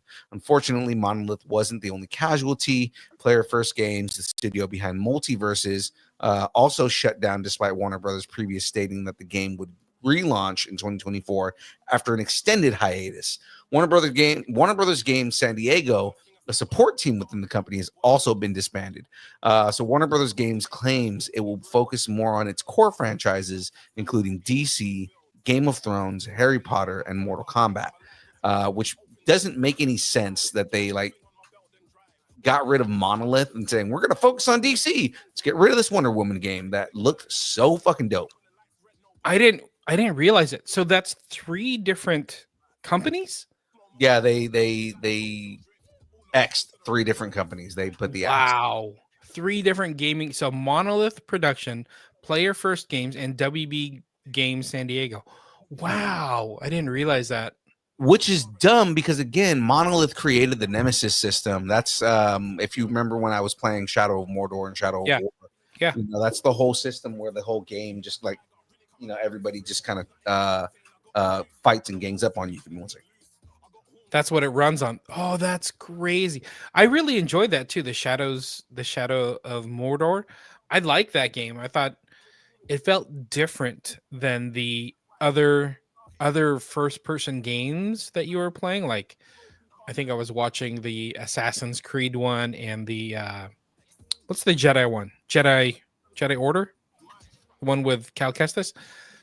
It felt different than that watching Shadows of Mordor. It felt more like things were reacting to what you were doing. So that sucks. All right, I guess we're getting no Wonder Woman. No lasso for you. I guess you're gonna have to stick to Indiana Jones's lasso or whip to get your lasso fix. I mean, we don't kink shame, but that's fine. If you like the lassos, that's fine. That's you. Sorry, man. Hey, no worries. We were talking about your lasso / whip kink. With your video games, so lasso. Oh, that's definitely happening in the Indiana Jones game. Exactly. But I was saying that I did notice how Shadows of Mordor felt different than some of the other games you were playing, like Assassin's Creed and stuff like that. Yeah, it just felt more almost interactive. Like things were reacting to what you were doing. Right, and that's what's kind of cool about that game. That's why I was hoping they were going to come out with another one. The other cool thing, I mean, like, so next month on the 20th, or actually I think it's this month on the 20th, Assassin's Creed Shadow comes out, which is the one that takes place in Japan. Wait, what era?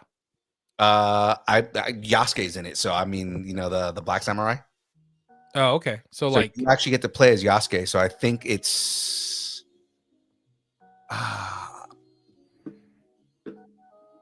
it's early era. Assassin's Creed? Assassin's Creed.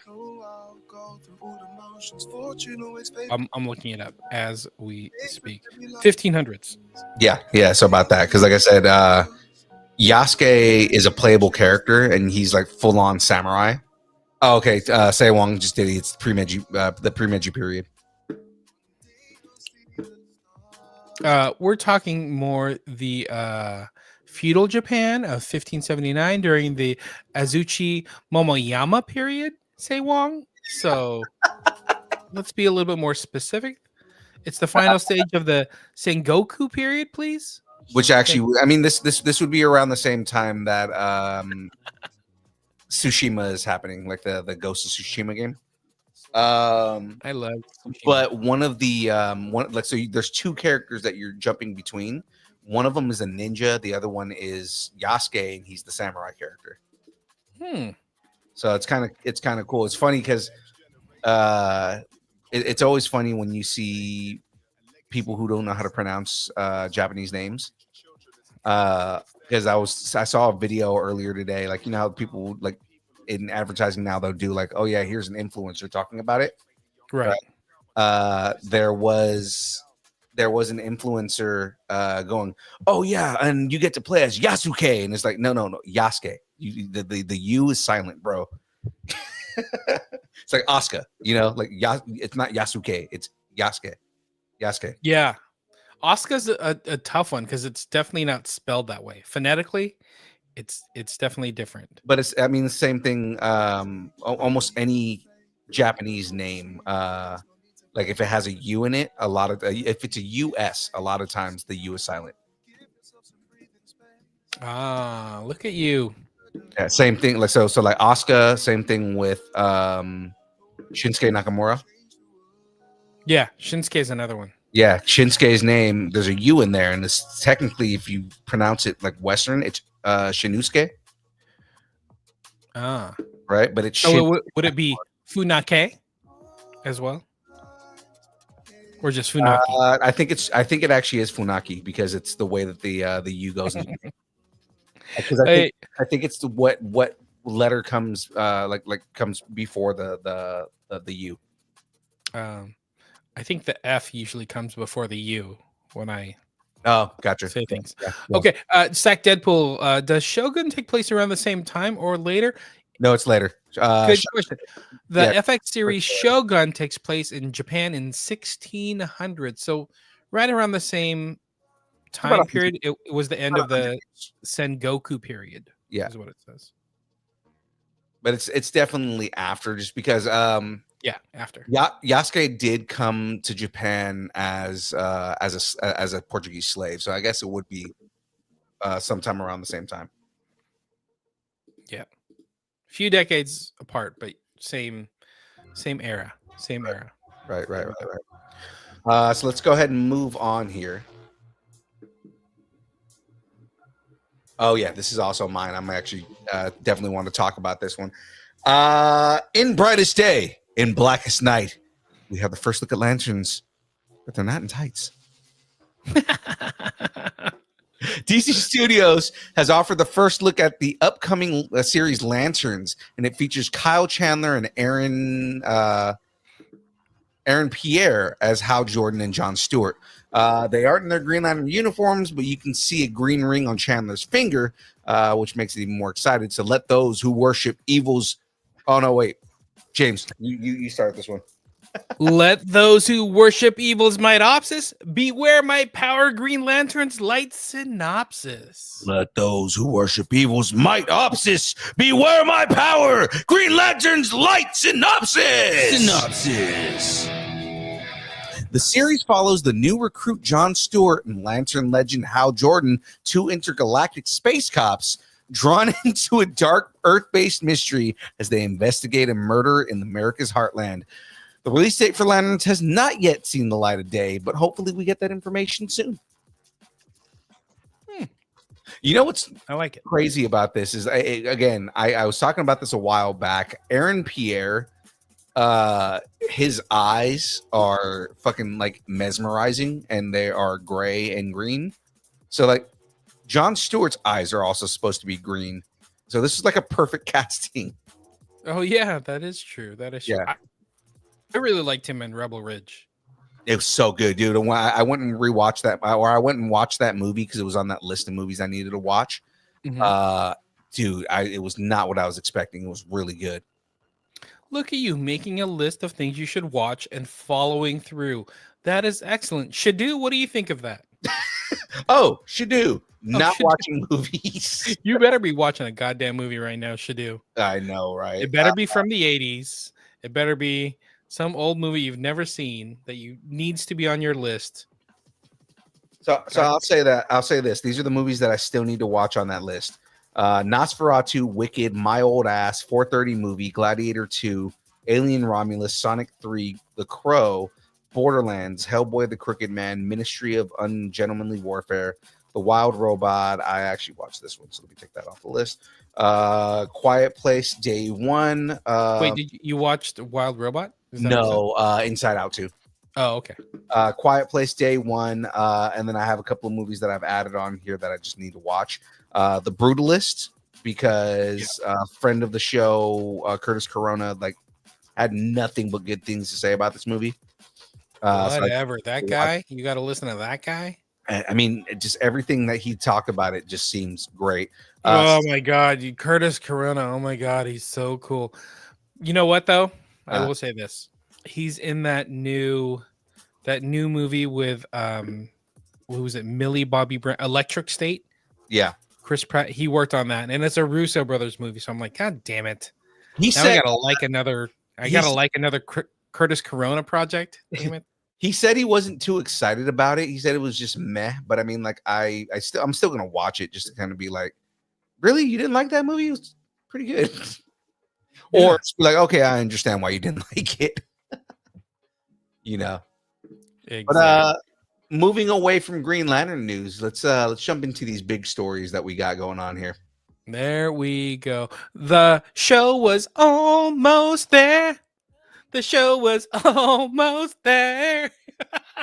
So rude. Walt Disney Animated Studios is officially stepping away from long form streaming content.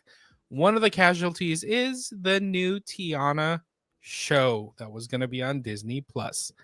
Ouch.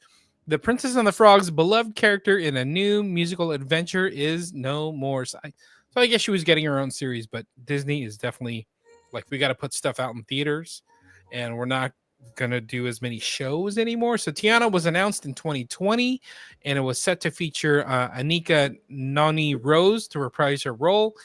The Hollywood Reporter says the show struggled to reach a viable production point due to costs. As a result, Disney pulled the plug on the project. Ouch. But I mean, I think that was writing on the wall. Anything that's floundering, I think Disney's going to cut because they want to put everything in the theaters. But on a positive note, the bowl of gumbo is half full. Get it? Positive? Yeah. Half full. Gumbo.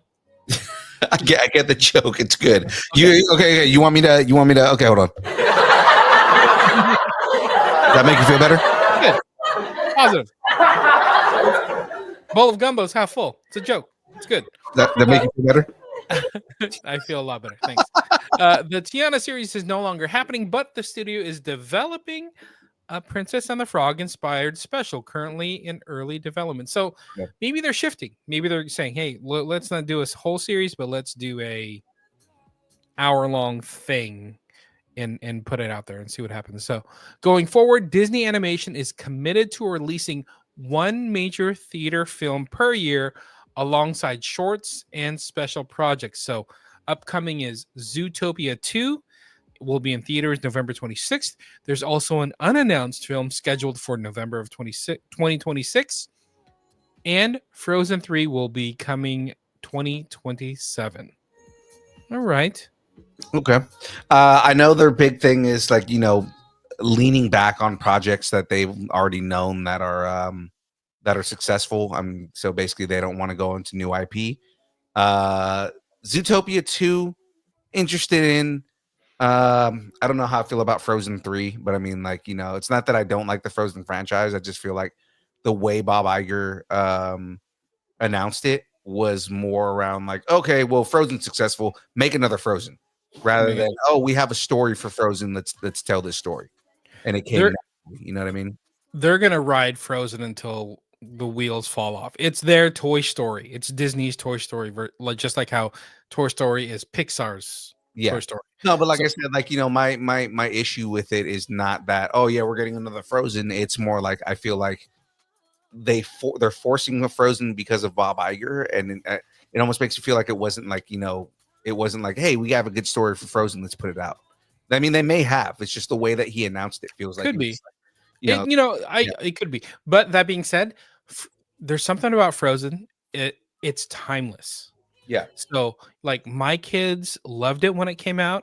They've grown up. They kind of don't care about it anymore, but they loved it. But I know a bunch of friends who their kids that are younger can't get enough of it right now. Yeah. Even though it came out like 5 years ago or whatever. Yeah. So I mean, it's one of those timeless IPs. Yeah, they're good movies. Like, I'm not sitting here saying like, oh, I don't want another Frozen. It's more like, my whole thing is don't force stories. Kind of what Pixar does, right? Like, we're not going to put a story out unless we feel like the story is as good or better than the first one, right? So I mean, like, I don't feel like Bob Iger's attitude is around that. I feel like he's just like, oh, well, we know these are successful franchise, so make me another movie. Yeah, I agree. But again, till those wheels fall off, they're going to ride that Frozen train. Yeah. Okay, I'm gonna keep it going here. Yeah. The Tiana show may not be coming to Disney Plus, but you know who's staying? Kathleen Kennedy. Oh, or Say Wong. He's probably pissed. He's got some takes on Princess and the Frog, and it looks like Kathleen Kennedy is going to be the princess. So Kathleen Kennedy confirms she isn't stepping away from Lucasfilm just yet. Kennedy has overseen the sequel trilogy, numerous TV series, including The Mandalorian, and various spin-offs. This week, it was reported Kennedy would be retiring in 2025, which at 71 would seem like out of left field. However, a new interview with Deadline, Kennedy was quick to shut down the speculation. She ain't going nowhere. The truth is, I want to just say loud and clear, I am not retiring. I will never retire from movies. I will die making movies. That is the first thing that's important to say. I am not retiring. Okay. I bet you the whole Kathleen Kennedy retiring thing is just another fucking troll online saying, "Oh, Kathleen Kennedy's retiring," and like trying to like put it out there because you know they all hate on her. But it's like Kathleen Kennedy's not the problem, guys. Like as much as you guys want to make her the problem, she's not the problem. And it's weird. People are making her out to be like Vince McMahon. You know, like leave her alone. She's just making movies. She made The Mandalorian. Relax, everybody. We're good. She brought us baby Yoda. Yeah.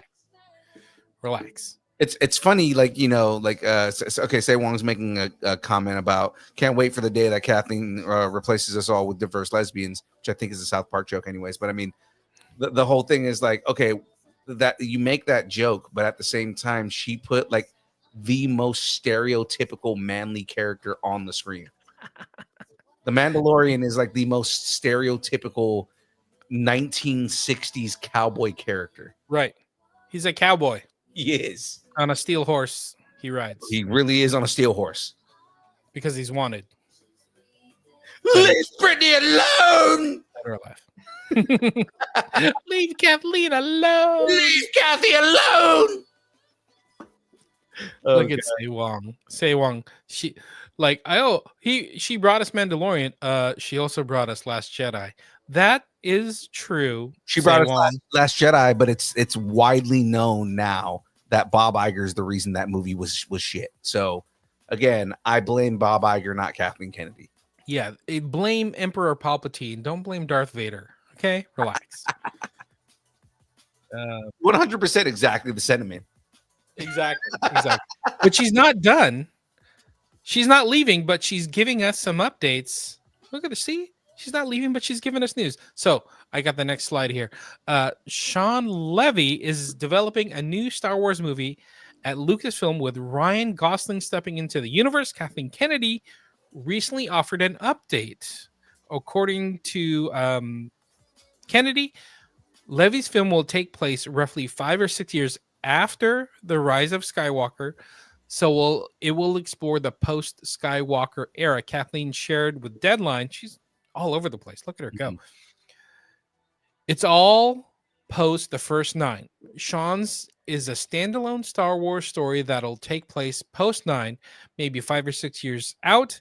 And Mandalorian really stands on its own because we're dealing with a whole other era in the New Republic. We have developments going in the space as well. So that's the space we're pretty much focused on right now. Because obviously with The Mandalorian, we have a pretty good sense of where that's going. And with this, it's all pretty much new characters. Interesting. Yeah. We may bring some of the characters back from the sequel saga, but pretty much new characters.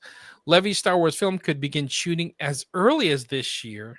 I don't know about that. If schedules align, it could mean a potential release of summer 2027.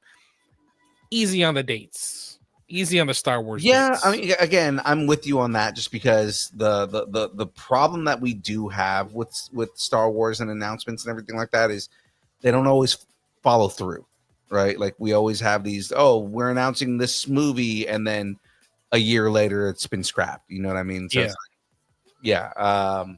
I'm not putting all my eggs in a basket, especially for how expensive eggs are right now. They're really big eggs. They're really big eggs.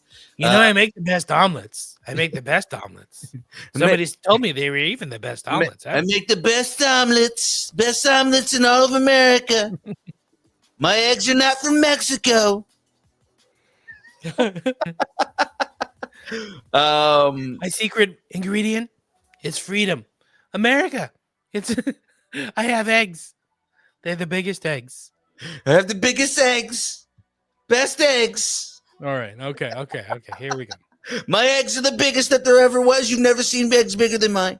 I don't know what's happening. All right, let's keep it going. Kathleen is going light speed with the news stories. It was previously reported that Simon Kinberg was developing 3 films, but now Lucas president Kathleen Kennedy has confirmed that these films will mark the next chapter in the franchise's ongoing legacy. So there's the Sean Levy one, and then these 3 from Kinberg. So there's 4 movies coming.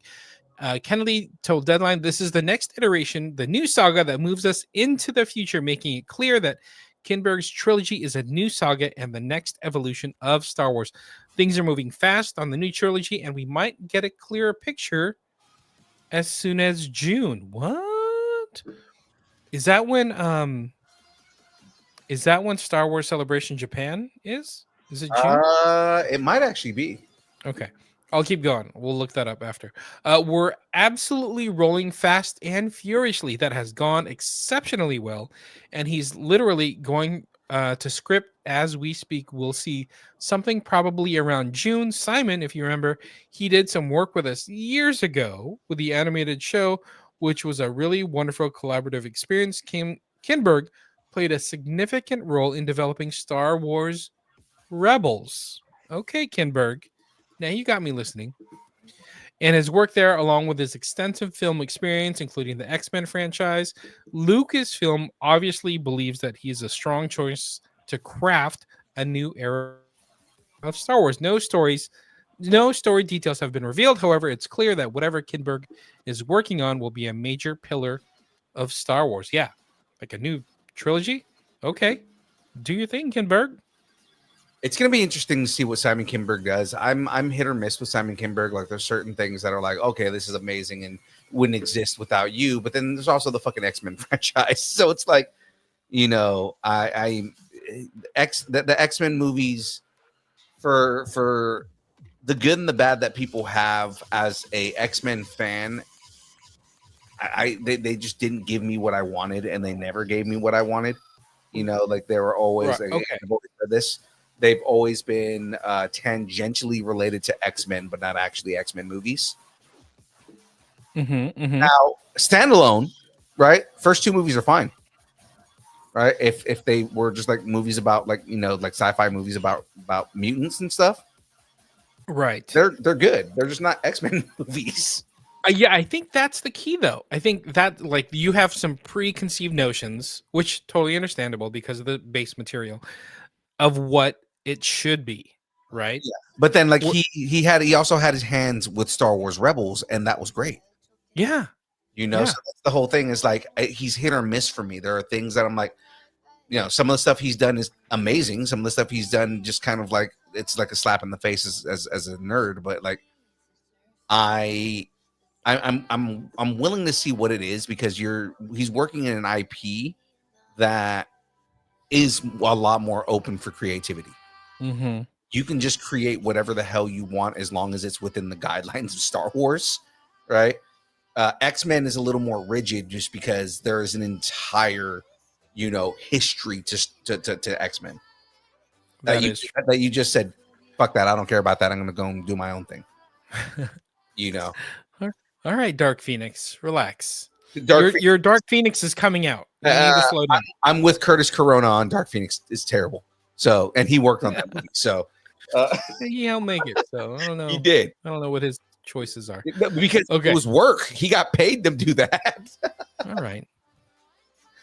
I get it. All right, let's keep it going. Let's move on. So, ladies and gentlemen, Ebon Bay. Ebon Bad news. Oh no. Yeah.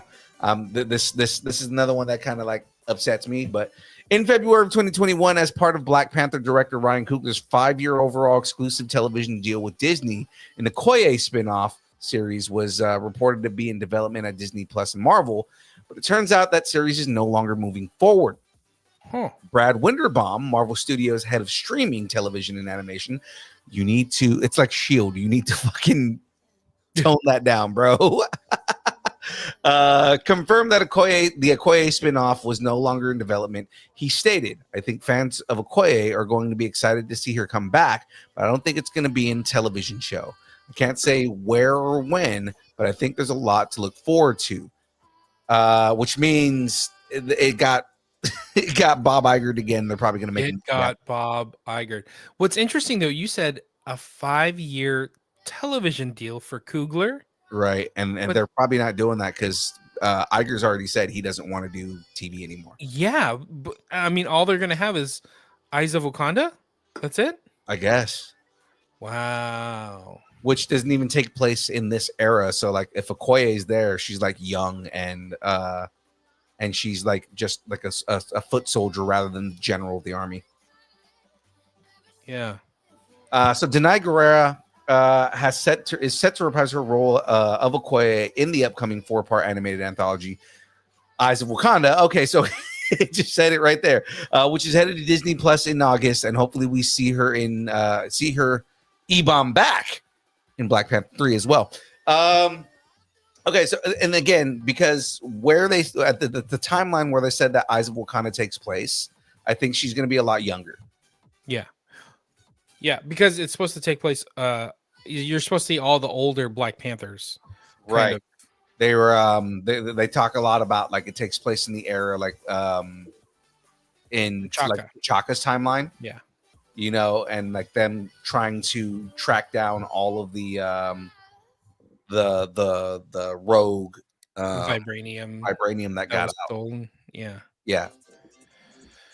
Interesting. I didn't realize that he had a 5-year deal, and now there's only one project that's animated, and it's only got 4 episodes. Yeah. Huh. They're like, yeah, we don't want to do any more. We don't want to do more Black Panther, and it's like, well, why? Black Panther is fucking amazing, and it's like it's probably one of the most successful series within Marvel, and it's only 2 movies. Yeah. I can agree with that. Mm-hmm. Okay. So, I mean, unless you have any more comments on this, move on to the. No, I mean, I'm just kind of still baffled that there's a 5-year deal for. What's getting me is it says television deal with Coogler. Yeah. So I don't know if he's going to do something else outside of Black Panther. I mean, technically, yeah, he could do something that's not Black Panther related, but. I wouldn't mind seeing him do any other property either. Like, you know, like even if it's just like, you know, if they're not like, you know, shoehorning him and saying you can only direct Black properties, like let him direct a white character, man. That's fine.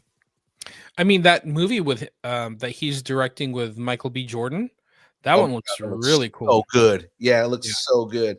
I am ready for that 100%. I'm going to look up the name of that one because Sinners. There you go. Thank you. Yeah. So moving on to the next story here, just to piss off our buddy Force.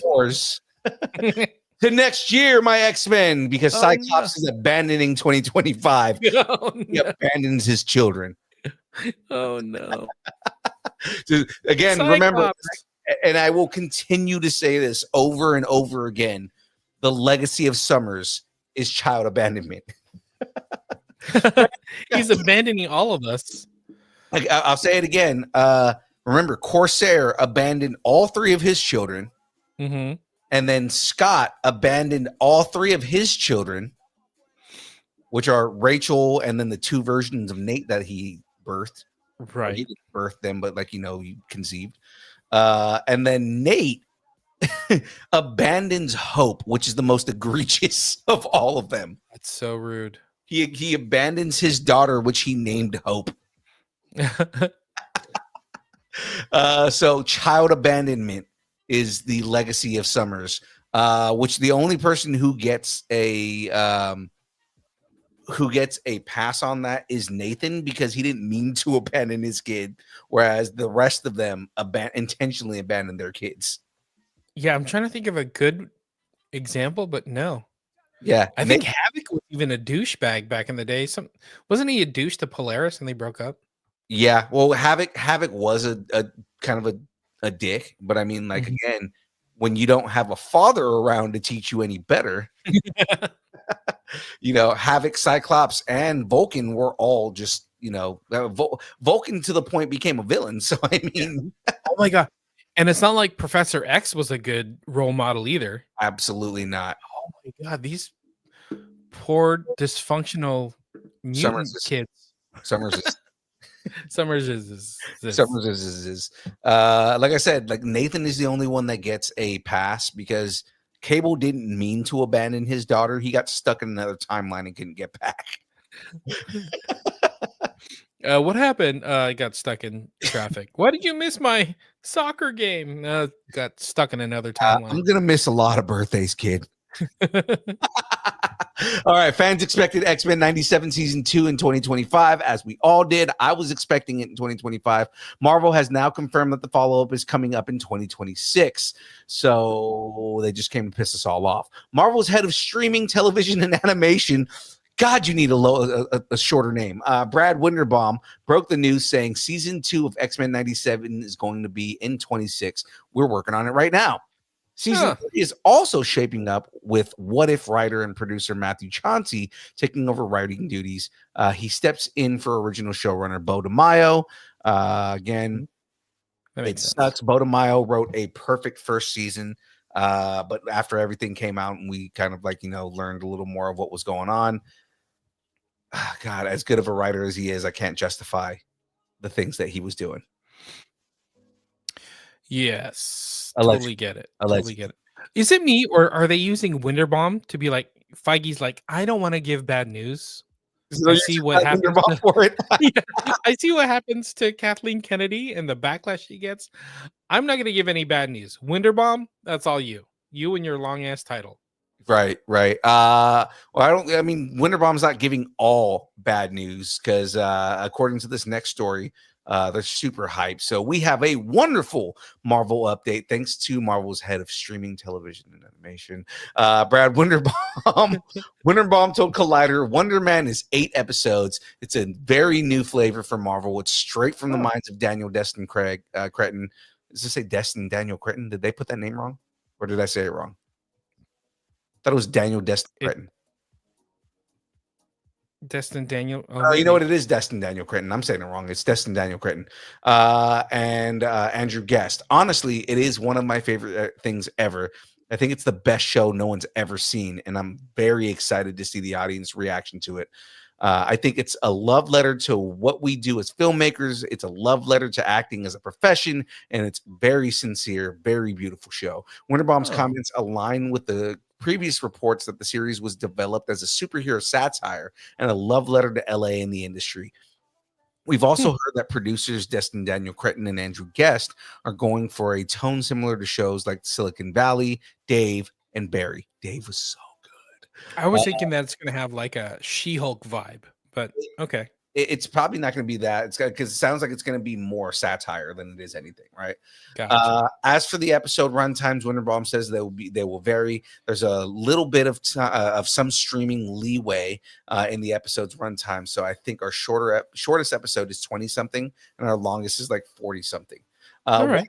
Wonder Man is set to hit Disney Plus this December. I'm excited for this just because I'm excited to see Wonder Man.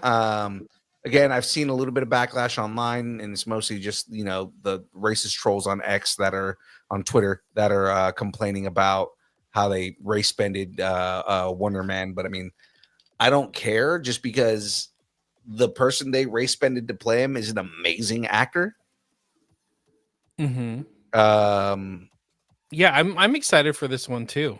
Yeah, it feels like it's going to be fresh, and the way he's talking about it, he's super excited for it. So it makes me want to watch this show. And I don't know anything about Wonder Man, but it sounds like it's a new chapter of Marvel. So yeah. I'm all for it. Like I love Yahya Abdul Mateen. He's an amazing actor. Everything he's in, he kills. He got a bigger role. Except Aquaman, he couldn't kill Aquaman. Well, yeah, I was just gonna mention Aquaman. I was gonna say, yeah, his role got expanded in the second movie, and for all the flaws that the second movie had, he 100%. He was not acting in the same movie as everybody else. Like his the way he treated that role was on a higher plane than everybody else. Like he was just doing a higher level of acting than everybody else on that film. Yeah, and it shows 100%. totally. I'm not. I'm laughing because I just saw Captain America: Brave New World. Oh yeah, and it feels like Harrison Ford is doing that exact thing. Right? Harrison Ford's not in the same movie as everybody else. He's like dunking on fools in like a JV basketball game or something. Like he carried that movie. I'm like, my wife was even like, "What is going on with this movie? Why is it so bad?" I'm like, "It's not that bad, is it?"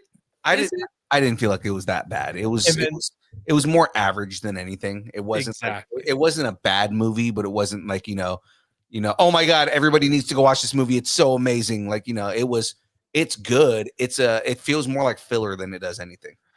Yes. And she's like, the only thing that's good is Harrison Ford. I'm like, oh. I wouldn't argue that because I did enjoy Sam and Joaquin's dynamic and the way that their characters roll. Right. I like Sam as Captain America. I love that they brought in another Black Captain America, and he is kind of the pseudo antagonist in the movie. Yeah, that was an interesting plot point. See, I like that. I like how they kind of brought it back to the whole Winter Soldier sort of vibe thing. But that's based on the comic. That is the storyline in the comic books. So it's like, the only problem with what they did is they needed to expand way more on that story because there's so much more that happens in that story in the comics than what they put in the movie. And it's so much more of an interesting story, but it's like, okay, well, they put elements of it in this movie in order to move the plot on it. Again, it felt more like a bridge than it did like a full-on movie for itself. Like that could have been Falcon and the Winter Soldier. That could have been like its own just TV show. Yeah, I agree with you that it felt like a bridge. Like if that ended up being some kind of Disney Plus show, like this is the continuation of Falcon and Winter Soldier, I would have been completely okay. But I do enjoy that whole long form storytelling instead of shoehorning a 2-hour movie, 2.5-hour movie. Give it, 8 40-minute episodes and let it play out and see what happens. But yeah. Oh, look, sorry, Sack Deadpool. I had to mute because I haven't seen Brave New World yet. Okay. We're done talking about Brave New World, right? Is that anything else on Wonder Man? Nope. No, that's it. That's where we're gonna leave this here. So well, I didn't buy a Brave New World Captain America popcorn bucket, but you know what? I could buy. What could you buy? You could buy merch, people. Because we got merch, people. We got the merch, people. All you got to do is DM us at Distance Nerding on Instagram. Tell us what you're looking for. We got 2 different shirts for you. We got the black shirt, logo shirt, or we got the gray shirt with the characters. I'm not saying it's Deadpool. It's our Unipool shirt, Yeah, it's Unipool. It's just it's the Unipool shirt, So we got the black logo or the gray character shirt. They're $20. $20, right? $20. That's nothing. Yeah, not bad at all. 25 if we got to ship it to you. We're gonna bring them out to the cons, so we're almost at con season. Weekend Blender, we'll bring in a Weekend Blender. Absolutely. So if you need some shirts, come get you. You got to get those guns out. The sun's almost out here in Sacramento. You gotta show them what's up. Show everybody and rock the Distance Nerding shirt. And you want me to pull them out, guys? It's just pull them out. You buy a shirt. We got stickers for you. We got brand new stickers in. We got a bunch of different holograms. Okay. All right. the shoulders are looking a little defined there. What's going No, on there, guy? They're definitely not. They're not as defined as they should be. Is that Oops. all right? Okay. This is me Easy. without working out, man. I need to work out more. The All right. screen is already cracked, and now it's steaming up. Just put them away. Put them away. But they're $20 if we gotta. If you're local, 25 if we gotta ship it to you. Again, gonna be at the cons. Gonna be a weekend blender. Yeah, $40 if you're come in hang out. Florida. Say hi. 40 if you're in Florida. The price keeps going up every year or every episode. Yeah, no, it's just because Florida is that bad. Florida, man, just because we have to find a way to get it past all the alligators. Exactly. And the longs are asking how much for that sexy hat. You gonna sell your hat? I mean, if you want a sweaty, I guess fans of the show would want a Philippe sweat hat. Hey, you got a monitor to buy, so you gotta start hawking some hats, some old sweaty shirts. You're not wrong. Ladies, but sorry. We were talking to Eric, good friend Eric Ruiz. We're talking about potentially new hats, something to keep your head warm. So no promises quite yet, but we're talking with Eric. We're working on some stuff about new headgear. There you go. Some new kind of new headgear. Ooh, Say Wong has a good idea. Start the GoFundMe. You need We've actually been thinking about starting a Patreon. You guys got to let us know. You know, would you guys support a Patreon if we did a Patreon? I like the idea of a Patreon. I mean, let us know in the chat. Let us know on Instagram if you're down with a Patreon. You know, something small just so we can do fun things like the watch along parties you were talking about with Graveyard. I think those would be we're cool. doing another one this Friday. So if you guys are interested, we're going to be watching I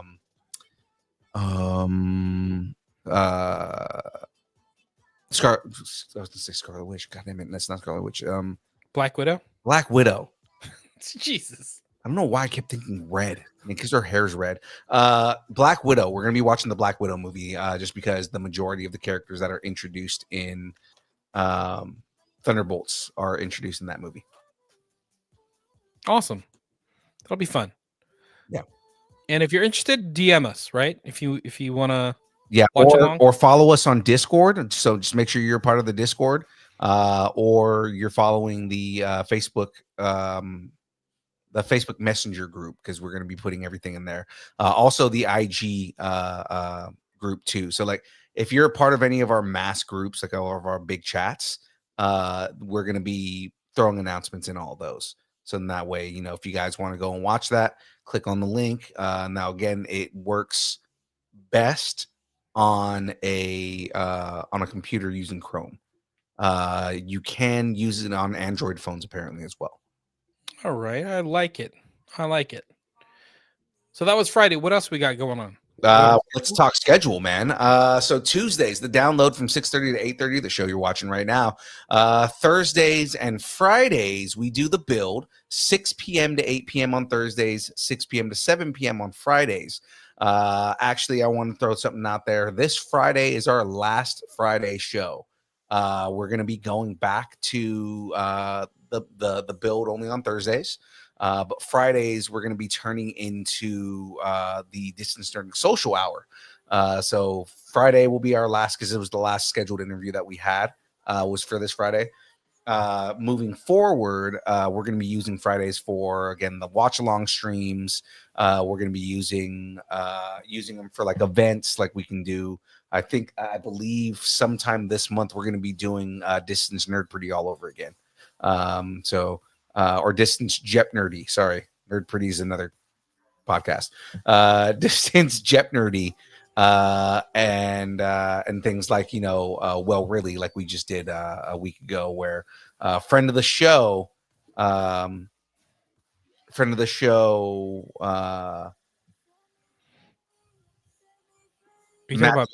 Matthew Aguilar came on the show. So I'm tired. and I'm stressed about my monitor. So but Matthew Aguilar came on the show and had a whole bunch of fun.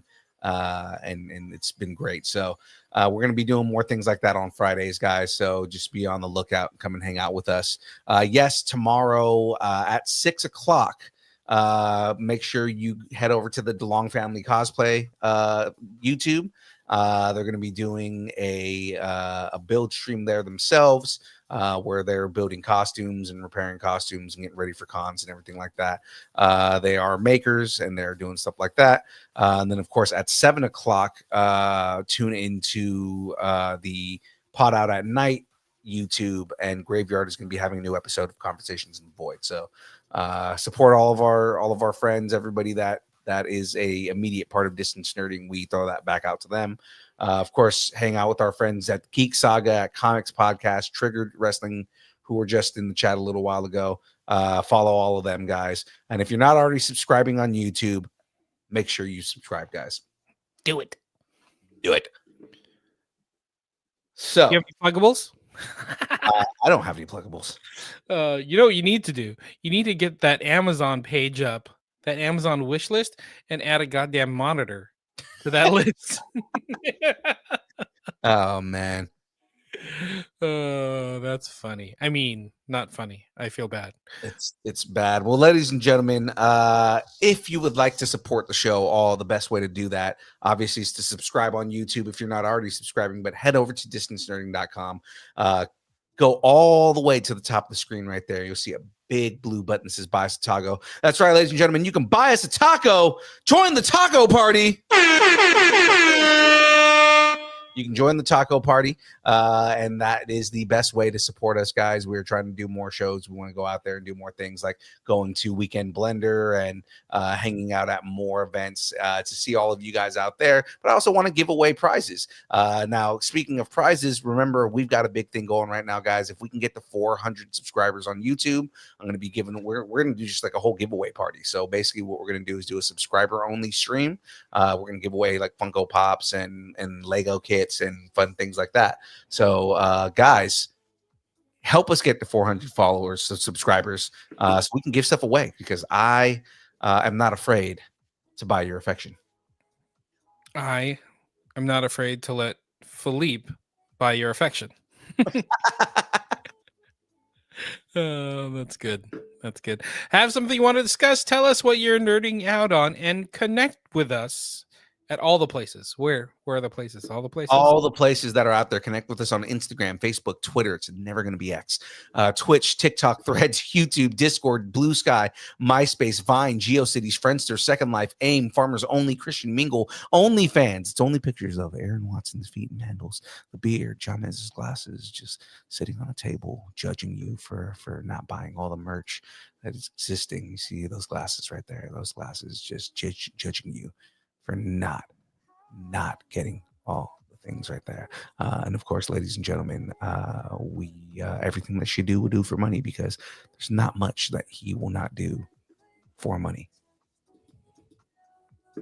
At Distance Nerding, of course, ladies and gentlemen, if you would like us to break up with your boyfriend, girlfriend, significant other, pet, schoolyard bully, annoying neighbor, or just tell us how much you enjoy us, hate us, or wish the internet would consume us completely and spit us out at the feet of Bob Iger, because he apparently hates the rest of us.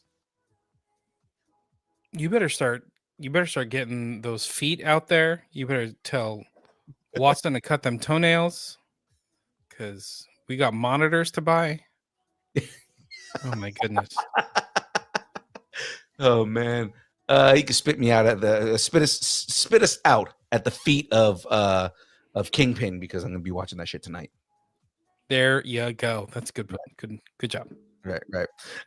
Send us an email at dist. Again, cut them toenails, Aaron Watson, because Daddy needs a new monitor. Oh God. It's nerding at AOL.com, and we will read it live on air. So before we say the last line, Bruce, go to sleep.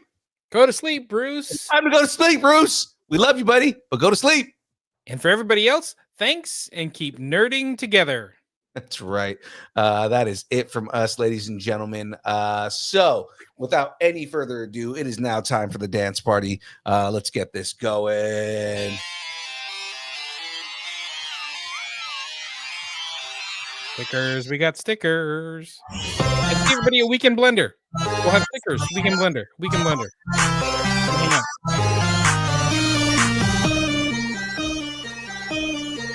Bruce, go to sleep. Distance nerding.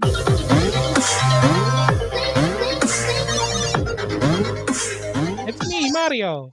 It's me, Mario. Mamma mia. Oh no. Wow, wow, wow, wow, wow, wow, wow, wow, wow, wow.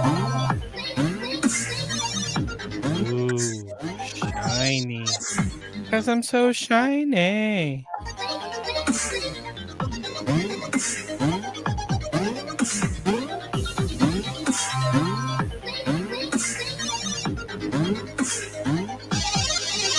Yeah, Weekend Blender, everybody. 15th, 16th. Don't forget. Weekend Blender. Weekend Blender. Weekend Blender. Weekend Blender.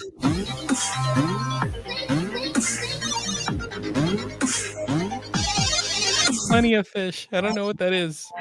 That's for The dating website. It's actually how me and Jackie met.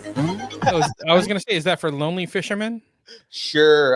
We'll see Lonely lighthouse operator? We'll see everybody on the long stream tomorrow.